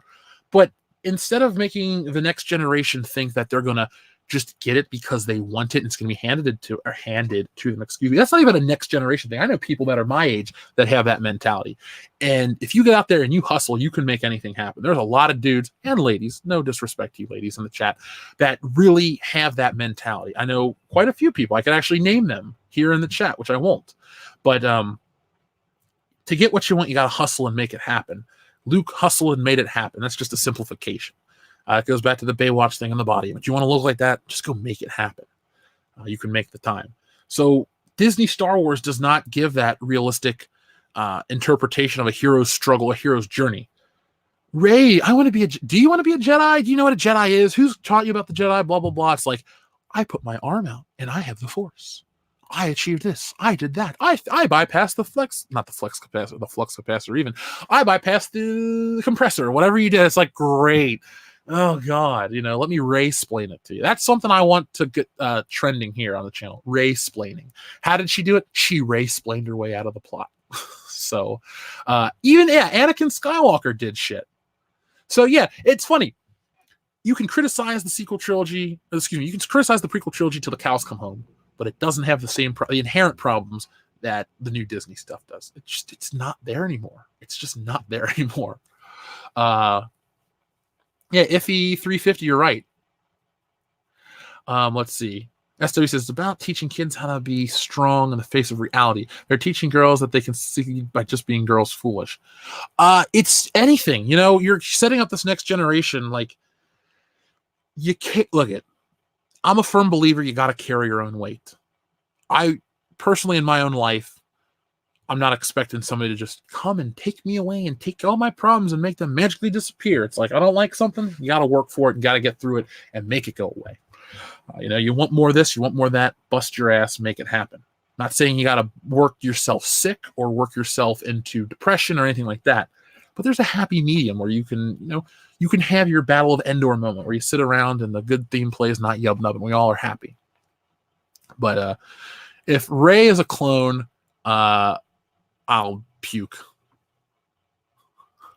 Done criticizing prequels. This is ridiculous. Disney's pulled. Yeah, Mahler, by the way, Eric, Mahler will be on the High Council on the 10th of December. We're doing a new, not a new formula, a new format. That's the word I'm looking for. A new format for the High Council, where I'm going to be introducing a new panel. I'm going to try to work out stuff far in advance so we can have a ever-rotating, interesting panel of YouTubers. And I'm working stuff out. I talked to Auntie Trekker, spoke to him for the first time last night. I haven't invited him on, but I'm going to try to get him on. If you can get YouTubers that have a certain level, and look, just because you have 5 subscribers does not mean that you're not worth my time. I'm not ever trying to make it out like that. But it is a show, and we want the names that people are dying to hear come on the High Council, talk to the Fandom Menace, get involved. And not everyone has to be, pro Fandom Menace. We can have people that come on and are like, hey, and have the discussion. Because at the end of the day, you guys want the best entertainment. So there are some things we're going to do, but Mahler will be on the show, and we'll have fun with him. Steve Waz, 1626, shout out to you, man. You're working on a cold construction site in Connecticut. So, more power to you, stay warm. They were... there's a liquor store a couple streets over from me, and they're building a beer garden, but they were building it like in sub-zero, well, not sub-zero, but like in winter temperatures, because we had that big cold front that came through Ohio. I was just like, I couldn't do it. So shout out to you, man. Stay warm. Have Eckhart's ladder on. Tweet at him. Tweet at the dude. So, tell him like, hey, I want you on the show. I want you to have that. Razor Fist will come on. I'll message him and talk to him. You got to understand, everyone has a schedule. The reason people have left is because they can't commit to it. I've made myself commit to the High Council. It's like, you want Jeff and the Fandom Menace each week? Sure, I'll sit on here and talk about it till the cows come home. We'll have a great time. I enjoy doing it. But if you want, an actual discussion, we have to have, make it fun. Joe Rogan doesn't have the same guest on every week. The Tonight Show has Jimmy Fallon, but he has a million other people come on. It makes it fun and unique. So we'll have some cool stuff. Christian Harloff is more than welcome to join, but I doubt he will. But we could get Andy Signor, so that's a plus. Told you I'm making connections with people. Just saying. Believe me, we're more than a Star Wars channel. We always have been. We always will be. We're going to forget where we came from? No. You guys want to talk Star Wars? We'll make it happen. But at the same time, I've always considered us a pop culture channel. Star Wars just seems to be, close to our heart. Oh, my God. Joe Rogan on the High Council? I would love... He's more than welcome to. I don't think he'd know anything to talk about. But I don't think he, there we go. Yeah, Doomcock is always too busy to join. Believe me, when weeks where people wouldn't show up for the streams, even before, like when Ethan and I were there, we needed a third. I was like, hey, Doomcock, you busy? Hey, Jeremy, you busy? Or Gary, you busy? All this stuff. They were just too busy. So, again, no bad blood. Just people got responsibilities. Mark with the C, the YouTuber. I wish we could get Markiplier since he's from Cincinnati as well. Like, hey, man, can you do me a solid? I'm from Cincinnati as well. Could you help a guy out? That'd be weird. No, I would only get people that are interested in the topics. I'm not going to be like, hey, this is so and so, and they're a huge celebrity, and we're going to have them on the High Council to not talk about it. No, you gotta know your shit, and you gotta be interested. So, if you guys have recommendations, just tweet at the person, get their attention. I'll take care of all the legwork. Just you gotta, I gotta see where the interest is in both parties. That's all I gotta say. It's a Gundam. Okay. That's something we could do. I mean, I'm seeing that twice, so there we go. Captain Midnight. I watch Captain Midnight, so I know who he is. Yeah, I like him. What What about Clerks? I remember Clerks. Yeah, watch that movie all the damn time. I don't get why people like Kevin Smith. I don't like him as much as I used to. I used to think he was the greatest thing in the world. Grade school Jeff thought Kevin Smith was so highbrow and so funny. And then I get older and I'm just like, yeah, it's great for that point in your life. And then he changed, and Clerks 2 had something to say, and I was on board with Zack and Remake a Porno. And I even liked Red State, but I feel like he's just getting high and making stupid movies. And for me personally, I don't do that sort of thing, and I don't get it. It's not funny. It's just not funny. I don't care what he does, what he smokes, what he does. His shit's not funny anymore. I'm not entertained. Andrew Clark says, please invite Aiden Paladin on the High Council. She has 92,000 subs, been on EFAP, and makes amazing content. Check out her video on Quentin Reviews. Let me take a screenshot of that. I know that name. See, now that's the kind of candidate I'm talking about. Somebody that's in the sphere of geek culture, that makes stuff that you guys like, and that has something interesting to say. That's just it, you know?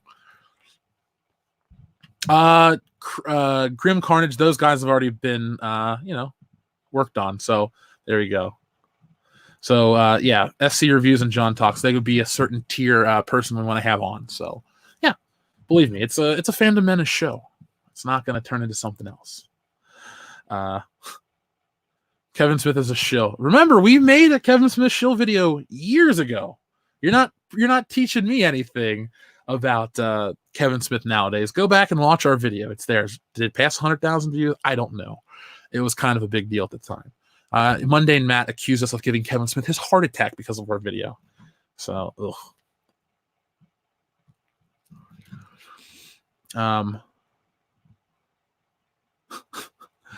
so let's see. Grace Randolph. Maybe. I don't think she has time for the High Council. She has time for whatever the hell her show's called, but not the High Council. Decker Should Do is pretty entertaining. I've heard that name before. Get Lisa Ann on the show. Sure.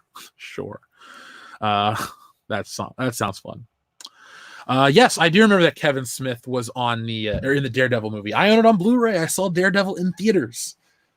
Do I think it's great? It has its moments. I think the director's cut has a decent film in there, but overall, it's not a great movie. It's better than Elektra, though. Better than Elektra. Yeah, I heard him going after Jeremy. I don't have any interest in all the arguing. Remember, the Quartering's been on the High Council before, but I can throw the invite to him again. But remember, the Quartering was on before Jeremy from Geeks and Gamers was ever on. It was always me. It was always Ethan. And then the Quartering was on. Whatchamacallit, Diversity in Comics was on. I think Cecil was even on before Jeremy was ever on. But then we found Jeremy and we found the right blend. In a perfect world, the three of us would get back to the High Council and it'd be perfect because I enjoyed it the most that way. But the show must go on. So you remember, early SNL had a great cast, and you had that shit from the 80s, but then you had the cast from the 90s, which arguably the best cast they've ever had. So shows go through cycles, but they don't have to go away to remain great. So we'll have fun. Your boy Zach, that's his name. Okay. I couldn't remember it. I used to watch his videos a lot. He actually gave us a shout out years ago. That's how around this time 2 years ago is when the momentum started building for this channel, pre-Last Jedi, because I made Culture War videos. He mentioned us by name, so that helped. And then we had this nice upsurge, and then we went from like 4,000 to 7,000, and then we went from 7,000 to 10,000 like the span of a week for the Last Jedi at the end of the year. And we hit that 10,000 in early, was it December 27th, 2017? And then we're here. So we just keep on rolling. Thank you to everybody who joins us. But yeah, I'm not one of those people like, hey, if you helped us out at one point, I'm not ever too big to be like, thanks, I appreciate it. We have never had the Fan Advocacy Network, but we can, we can look it up. Yeah, David, I agree. The best SNL cast was the 90s and early 2000s. Dustin Diamond, come on. Yeah, Blade Runner month. What are we officially made? Has Blade Runner officially become a movie that takes place in the past now? because for most of its existence, it's 2019, the future, and now it's 2019, the present. Yeah, Clownfish TV is definitely invited too. I'll talk to them. Young Ripa is another person that's invited. I subscribe to his channel. I like his stuff. I think he has an interesting take. He would be somebody that I think has a lot of interesting things to say. So just talk to them. They listen to you guys. So so we're talking about space horses. Ugh, I don't want space horses. I don't want the Rise of Skywalker. Can we just press a button and make that movie disappear? And we distribute all the ticket sales back to the Fandom Menace. That'd be fun. I think we're going to keep a lot of the Comicsgate drama away from some of this stuff. I got respect for those dudes. I just don't know what goes on. And the show would just not be the High Council. It would become something else. And I just don't have a horse in that race. You know, I've done my comic. It's on its way. I'm very happy. I'm going to do a reprint and stuff like that. But I don't know that world. Liquor Jim says, stealing Solo. Hype! Next question. Next quest, GMPC coffee mugs. Yeah, those will be out before Christmas. Those will be out soon. I just need to sit down, finalize the design, and open our store. I got other designs done. You guys will have a store maybe next week, honestly. We won't have a show next week, but I might have everything up for Monday. Just follow us on social media and spread the word when I do, because I'm going to do it all automated through Teespring and stuff like that, because I just don't have space to make 1,000 t-shirts. With the audience we have, 1,000 t-shirts, that's like, you know, easy to do. Or like when I did those things with Ethan, originally the Soilo shirts were ours. Fuck, I had to manually enter those orders and do all this shit, and I just was like, oh my God. I went to bed, I woke up, there were fucking 100 of them in a row. I was like, I can't do this, I need to make videos, but I got them all out. But yeah, I'm going to automate it so there's never any delay. So Liquor Jim, thank you. I'm glad you're hyped for the book. I hope you guys like it. I read it again last night. I'm just like, ooh, okay, cool. Mr. H, get a UK POV. I think that was somebody that was listened, or open the store on Black Friday. That's not a bad idea at all. Do I have a space horse in the race? God damn it. Professor McCoy's Pop Culture Visa. So, Jeff, did you watch Secondhand Lions yet? No. Like I said, the DVD is right here. I have not had a chance to watch it. I haven't watched anything over the past couple days. I'm getting ready to go out of town for Thanksgiving, and I want to make sure that there's no gaps in the channel for you guys. So I've just been sleeping and working. And the highlight of my day, besides this show, has been my breakfast with my mom at good old Whiz Awful His House. So there we go. Robot Head. I'm working to get Robot Head to be our follow-up guest the week before the Rise of Skywalker. So I figure if you give everyone ample notice, like Mahler wrote it down in his calendar, Robot Head, I got to reach out to him. The cool thing is I'm on good terms with all these people. I would love to continue to. PewDiePie will do it. Sure, if PewDiePie wants to join, why am I going to tell that guy no? Only request I have is, hey, tweet out this channel so we can get 1 million new subscribers. If I wanted to watch Space Horses, I could watch Brave Star. Oh, God. I know that cartoon very well. That was, I used to go to Big Lots with my mom because she always was. So the way my mom has always operated, at least for me, is like when it came to stuff for me, price was no object. But there's a finite budget. So if she wanted other things or needed other things, she would always get them, cheaper. Never bought used stuff, nothing like that. But she'd go to Big Lots a lot to pick up cheaper stuff. It'd be name brand, it would just be cheaper. And she spent a lot of time in Big Lots. And I remember they had Brave Star VHS tapes. I think they were $1, and my mom bought me one. I was like, this is gonna be so cool. And I didn't know what the fuck I was watching, so I never got into Brave Star.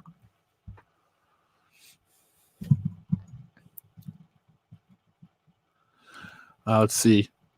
Yeah, the WCBS Midnight's Edge stream was incredible. I love that. Well, those guys are going to come back. We're going to do more stuff. Building connections with all these other YouTubers because, contrary to popular belief, World Class Bullshitters has no bad blood with all these people. There's this stigma because our name is funny that they think, oh, they're a bunch of assholes. We are. We're the worst. No. There's no bad blood, especially with Midnight's Edge. The one that we had everybody on was incredible. So I'm going to continue to do that stuff. You guys want that? We'll do it. Alpha Terranema says, would Dion consider sports as a cosmic horror? Nobody can hear you scream in space, and you can't hear them neigh or gallop towards you either.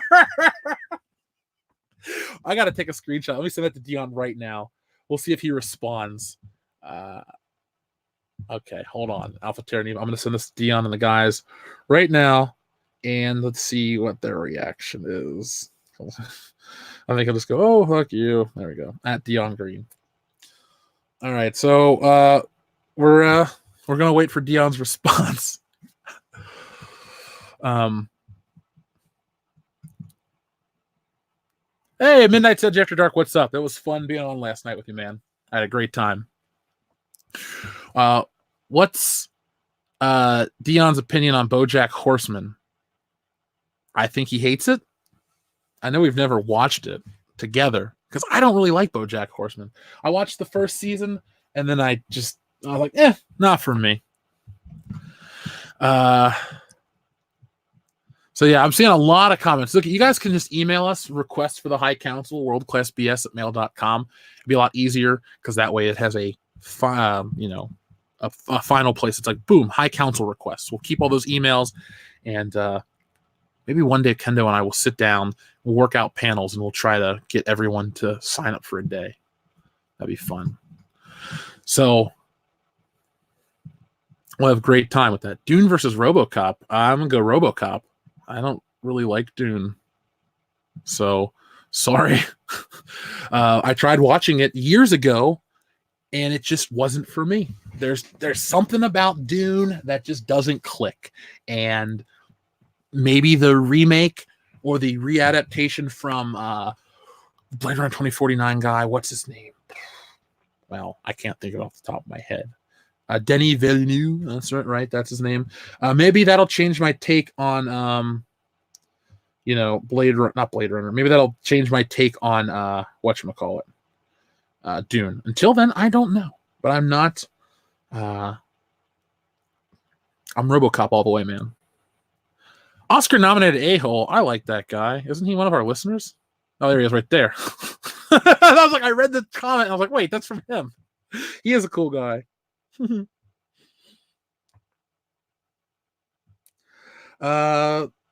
Yeah. I'm loving the recommendations, folks. Seriously. We do it for you guys, so I have no problem with recommendations or requests. All I got to do is check out these people. People are asking me who I'd like. I don't know if he'd be good. No, he would be good for it. I want James Rolfe, the Angry Video Game Nerd. That would be a big get for me. I don't feel the need to kiss someone's ass, but that dude has been the most consistent YouTuber for me, at least, and I still watch his stuff over 10 years later. Big fan. Loved AVGN. Still go back and watch old episodes around holidays. I'll go back and watch seasons on YouTube when I'm drawing and I need background noise. The Nerd is perfect for that. That would be, of YouTube fame, he would be my number one get because we know he's a Star Wars fan, and I think he would have interesting takes on all that stuff. And he, I loved his video on Ghostbusters and how he wasn't going to bend the knee and go see that movie because he didn't feel it needed to exist. And the New York Times was writing hit pieces on him. So like, the dude's real. And I like that. Real respects real. Real recognizes real. So that is my... that's somebody who I'd like.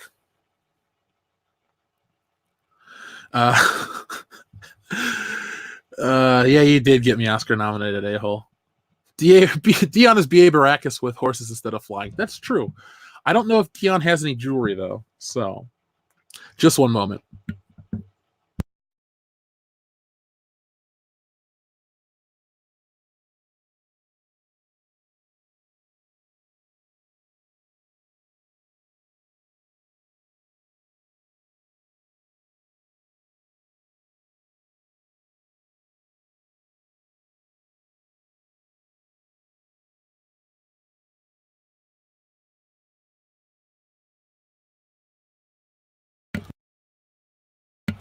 All right, folks, I'm back. Sorry about that brief moment of silence. Death Stranding is better than Dune. I have never played Death Stranding. It just came out. I just don't have time for gaming, to be honest with you guys. Minty. I would love to have Minty's comedic reviews on. That's another guy. I watch a lot of his shit. Minty has a standing invitation. Obviously, he doesn't know who we are, but I like him, and I like his take on pop culture. It'd be a lot of fun. So... You haven't been to Waffle House in a while. What would you recommend I get? I would recommend you go to anywhere but Waffle House. I would recommend IHOP or another place. Waffle House is kind of overpriced for what you get. So, I'm hanging with. No, okay, I'm back. You guys can hear me now. Total Recall is a great movie. Total Recall is a great movie. Yeah, it is sad that you have less time for video games.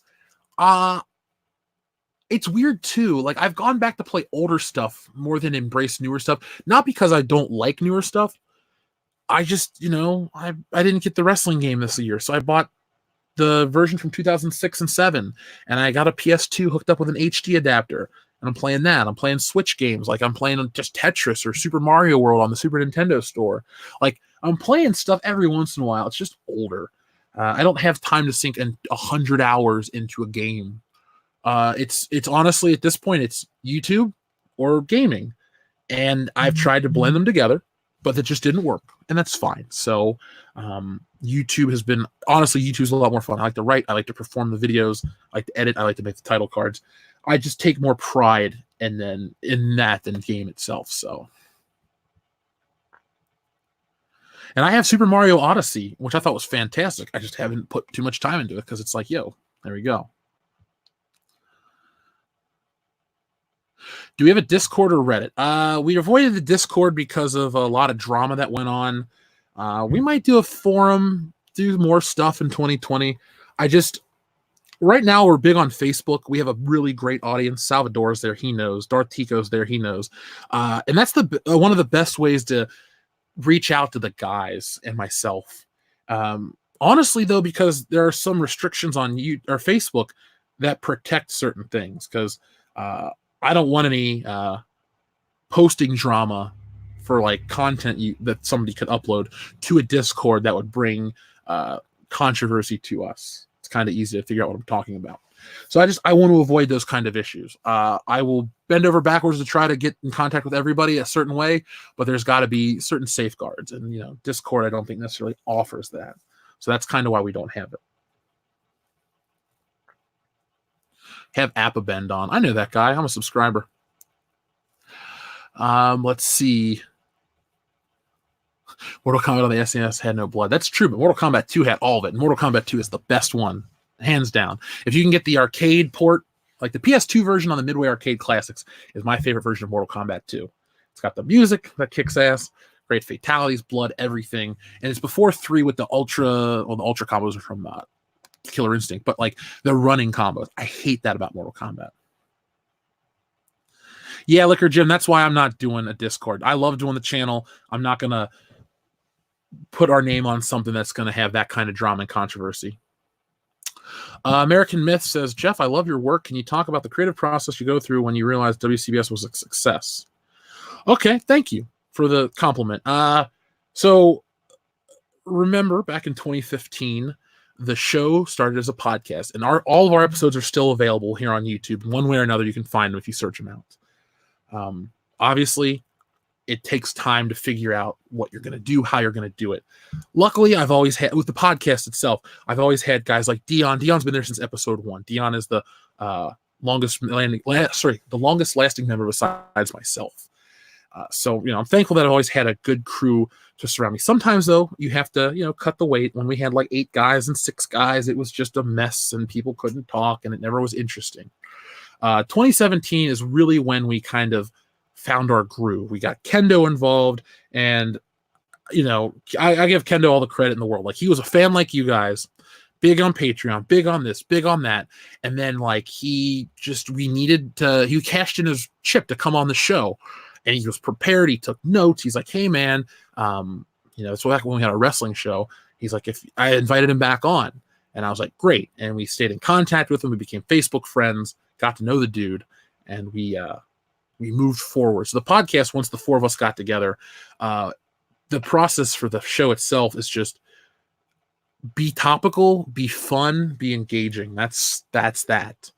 For the videos are all me. Those are 100%. Like, sometimes people say, hey, make a video on this, or you should check out this article, and I'll do it. But it's always read the article, find talking points, use extensive pop culture knowledge to make video, be fun and engaging, and try to make people laugh as much as possible.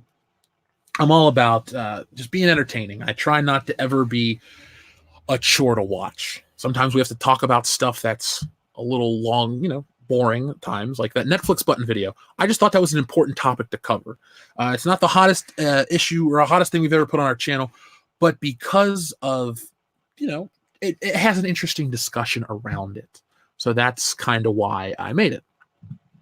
But we always had, the process is just, writing it, thinking about it. It just, it takes a little time. I wish, and this is not a dig at anybody when I say this, but I wish I could just turn on a camera, make a video, get 1 million views, and move on each video. But to say what I want to say the way I say it, it's a day process sometimes, Luckily, the Kathleen Kennedy video came together a little quicker than usual, or the Charlie's Angels one came together quicker. But our Captain Marvel videos, yeah, we talked about it when it was hot and topical, but that's, 15 hours on some of them, depending between writing, recording, editing again, the video, putting stuff together, thinking about stuff. I put if I'm in the shower and I think about a video, that to me is time that goes into making the video. So my creative process is very long. I'm sure there's ways I could shorten it, but I don't want to take away the quality. So yeah. That's something I just, that's how I do it. Yes, Dion is OG. Dion is my real life best friend. Nick debuted on episode 3 and Kendo episode 80 something. So yeah, but yeah, Nick and Dion are Dion's the entire time. Nick is almost the entire time.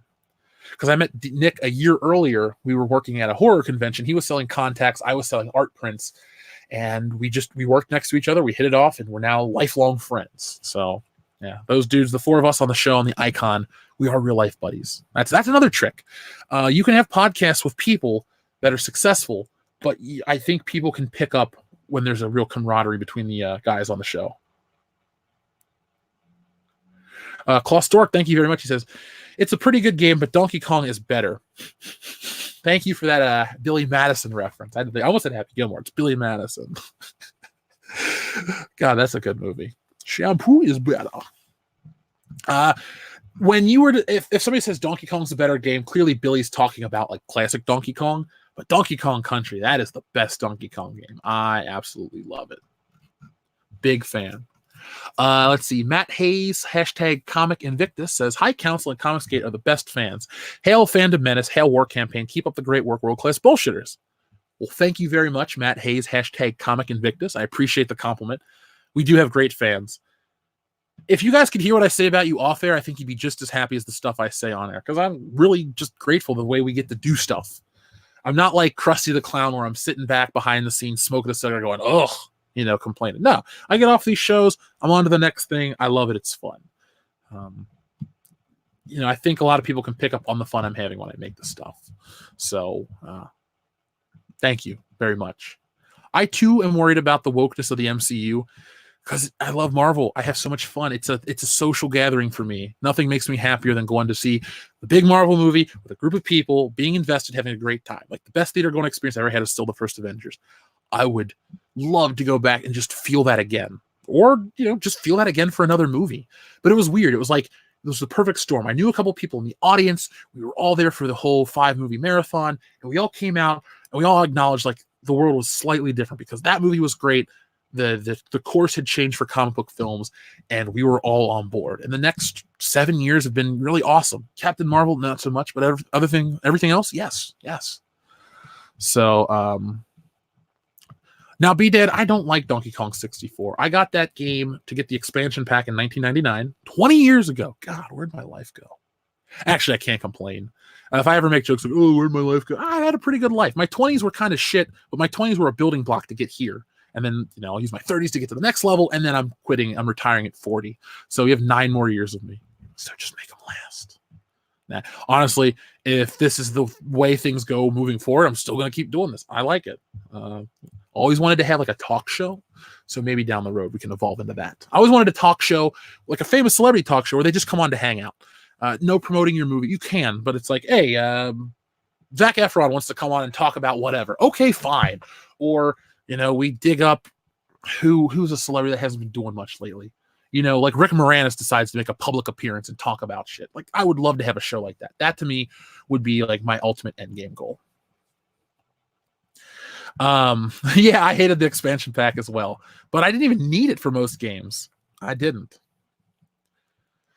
Let's see. Mongo's Big Thing, thank you very much. Mongo says, I just watched GoldenEye last night for the first time, and it was great. Which lady do you prefer, Xenia Onatopp or Natalia Semyonova? Sorry, Natalia Semyonova. For me, it's Onatopp. Oh, look-wise, it's Famke Janssen, Xenia Onatopp. I think that was the first time I was ever attracted to, like, the bad girl. I was like, oh my god, she's in contention for best-looking Bond girl to me. That woman is still great-looking today. If I saw her in public, I'd be like, ooh, Famke Janssen, all right. And she has my favorite death in the movie, maybe one of my favorite deaths in all of the Bond movies, when she's kicking their ass, she's headbutting people, wait your turn, then Bond clips her to the helicopter, shoots the helicopter, she gets stuck between the trees, and he goes, she always did enjoy a good squeeze. I fucking love that line. I laugh every time I hear it. I got a smile on my face talking about it because it's so Natalia's fine. Isabel Scorupco is a beautiful woman. I think Natalia does a good job. Sometimes she calls 007 on his shit, and I think she makes a good partner for Bond. My perception of her has slightly been colored by the interactions with her in the video game, how useless she is, how she'll get shot, how she'll get pissed off if you kill Boris. Like, Natalia in the movie is great, but once you add the video game in there, Natalia is just meh. But I think GoldenEye has two of the best Bond girls in general, good and bad. And GoldenEye is my favorite Bond movie. I used to think, I got to pick a Connery one so I can be in the conversation, be respected. But GoldenEye has a lot of value. It's the modern, in quotations, James Bond movie. And I would say it's not the biggest, but I think it's one of the most important, if not the, because that movie was what brought James Bond into the new generation. It had died off with License to Kill came out. They had the legal battles, and it was gone for 6 years. And if that movie doesn't come out and be the hit that it is, we don't have James Bond today. All the other movies exist and do their thing. Like, you can say Dr. No and Goldfinger are the most important, but you got to put GoldenEye in that 3 category, because without those, you don't either have a start point, the evolution of the Bond mania, or you don't have the continuation of James Bond. And that those are always important things to look at in the film. And here's a great way to look at it like this. If you look at the band Ace of Base, which most of you probably don't even know, they were really popular in 94, maybe earlier. They had a couple songs, I Saw the Sign, Beautiful Life. They suck. Point is, James Bond was so irrelevant at that point that their manager said, don't do the Bond song because it'll kill your career because James Bond's dead. So they turned down to do GoldenEye. And I think they actually took that song and reworked it into something else. They did, actually. I don't know what the song is off the top of my head. But look at GoldenEye. GoldenEye has outlasted Ace of Base will last forever. Ace of Base is a side note in the history of music, a little footnote, excuse me. It's like, hey, Ace of Base was here. This was their sign. GoldenEye, juggernaut of the 90s. And everybody looks back on that one and goes, cool. Like, look at you, Mongo. It was the first time you saw it. It's a 24-year-old movie. I think it still holds up. Some of the model work's a little sketchy, but I don't take that away from points on a movie. Fashion-wise, again, a little dated, still looks good. The only thing I will rip GoldenEye for is the scene where Natalia's going to buy the computers for the American school and the Russian school and the 14.4 modems and shit. I'm like, wow, this is dated as hell. So, yes. But I love to talk about Bond and Xenia Onatopp all day, every day. Xenia's up there with me, with Domino, Fiona Volpe, and maybe Xenia. Those are my 3 favorite Bond girls. So, thank you, Mongo's Big Think. Let's see. Just for fun, listen to Bono's early take on a GoldenEye theme. It's quite good. I'll check it out. I do like the GoldenEye theme quite a bit.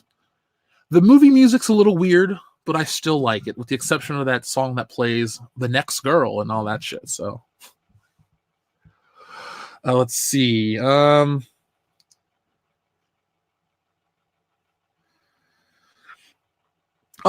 had a comment about P.O. Box videos. I will make some more when I get back.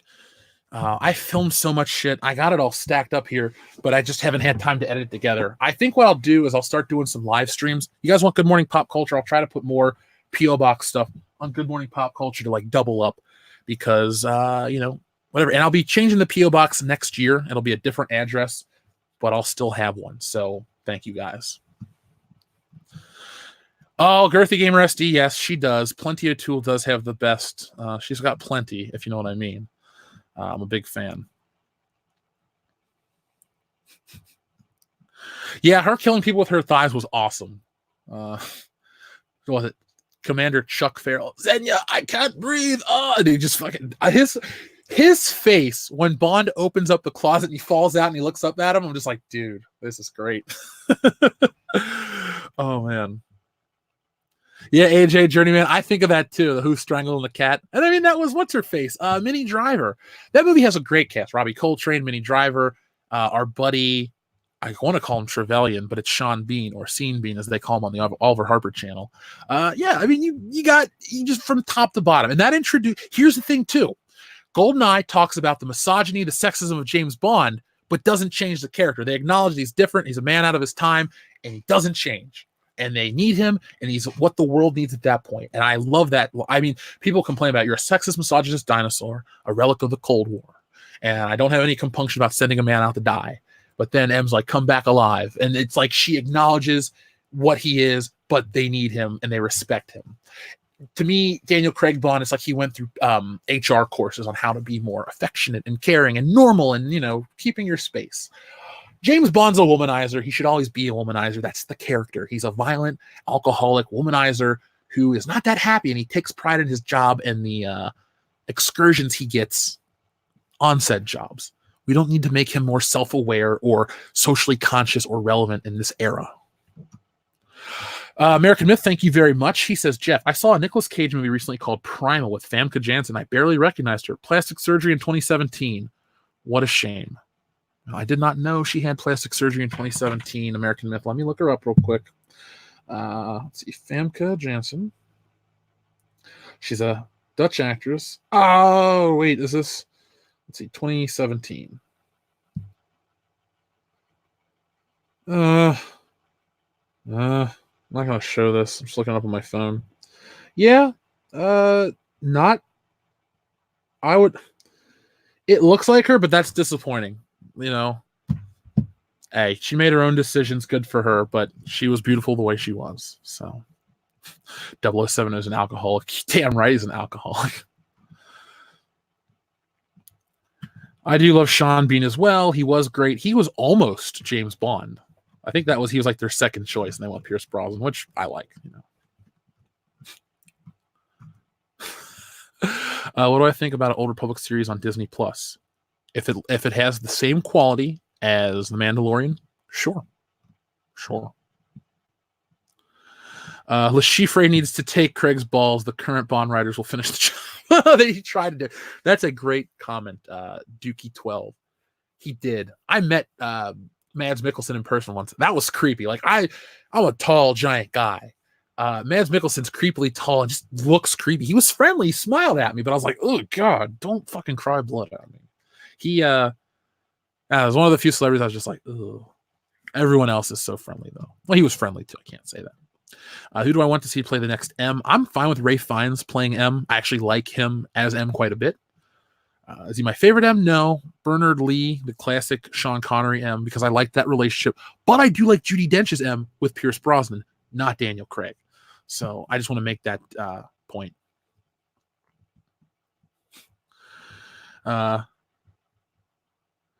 That's okay, American Myth. You didn't ruin my childhood with Famke Janssen's. I was going to find out someday, so why not get it over with?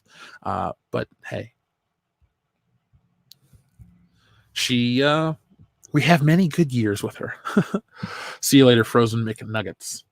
We're nearing. We got about 6 minutes left in the show. We're gonna call it a day at 2 hours, like we always do here on Good Morning Pop Culture. So if there's anything else you want to ask me or talk about before we put this baby to bed, let me know. Tonight's show is going to be a lot of fun. We got a lot of stuff. We're playing a special game at the start. So make sure you guys do not miss out on the opening of the show, 8:35 p.m. Eastern Standard Time, only on World Class Bullshitters, and that is a Thursday night thing.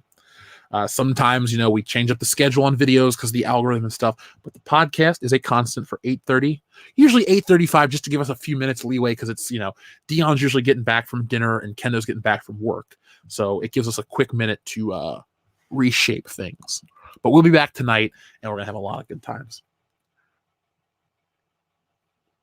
The National Treasure is 15 years old.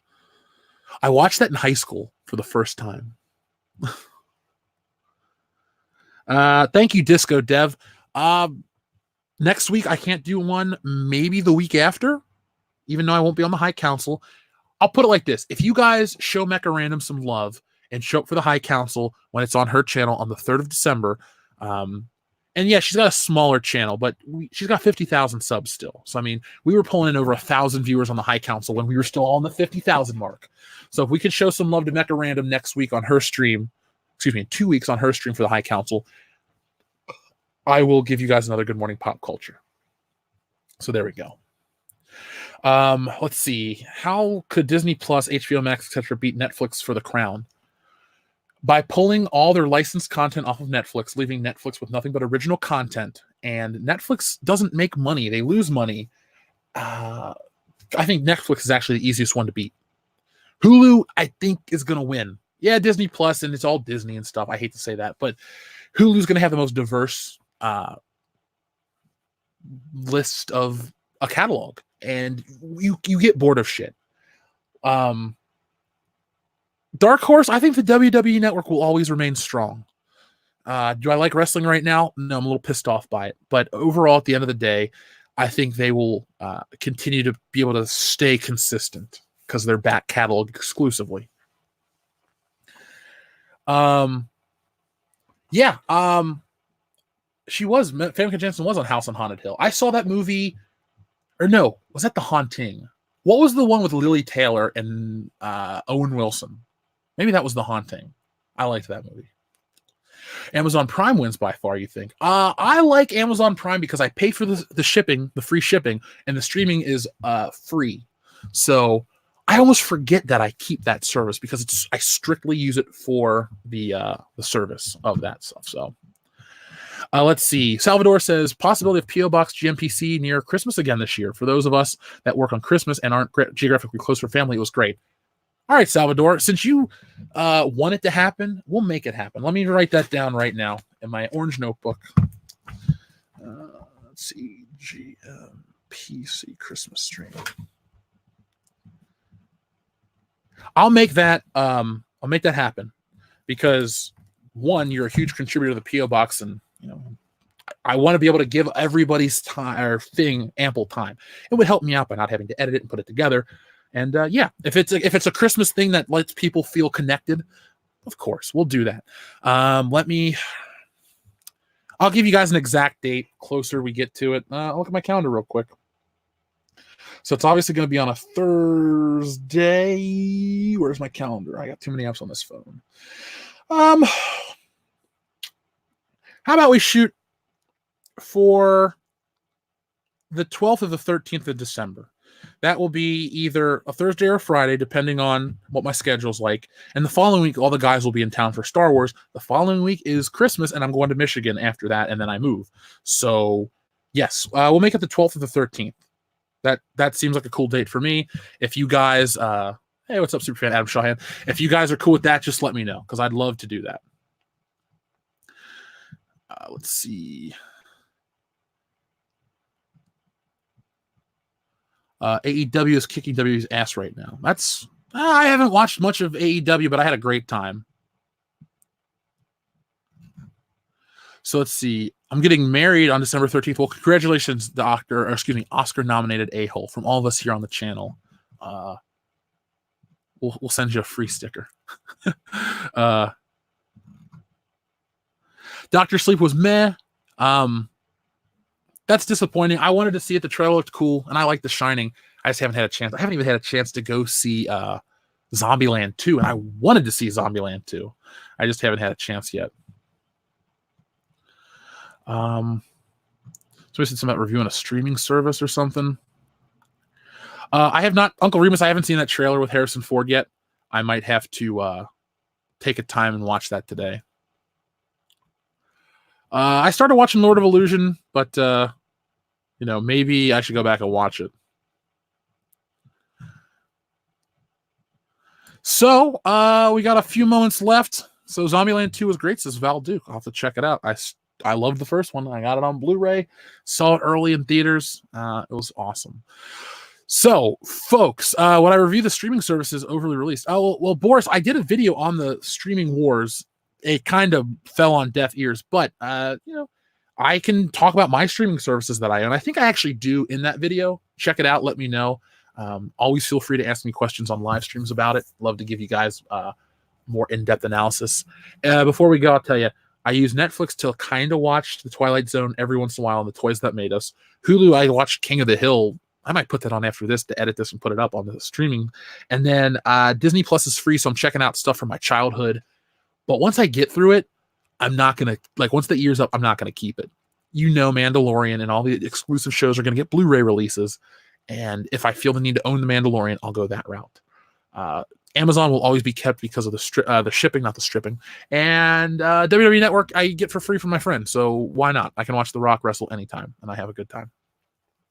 So, folks, hit that thumbs up button to let me know you guys like the stream. I know we had over 400 thumbs up, about 500 watching. So it was a good morning. I had a great time here on Good Morning Pop Culture, as I always do. We'll be back. Like I said, show Mecca Random some love when she hosts the High Council for December 3rd, and I will give you guys a Good Morning Pop Culture as a thank you. And December the 10th, we will be back. I will be back on the High Council having Mahler on, as well as another panel of guests. I'll see if John Talks is available, and we'll get maybe, I don't know, Ryan Cannell, RK Outpost, or somebody like that. We'll have a nice, healthy discussion that you guys can get involved with. So, as always, go out into the world, be excellent to each other, and most importantly, thank you for watching.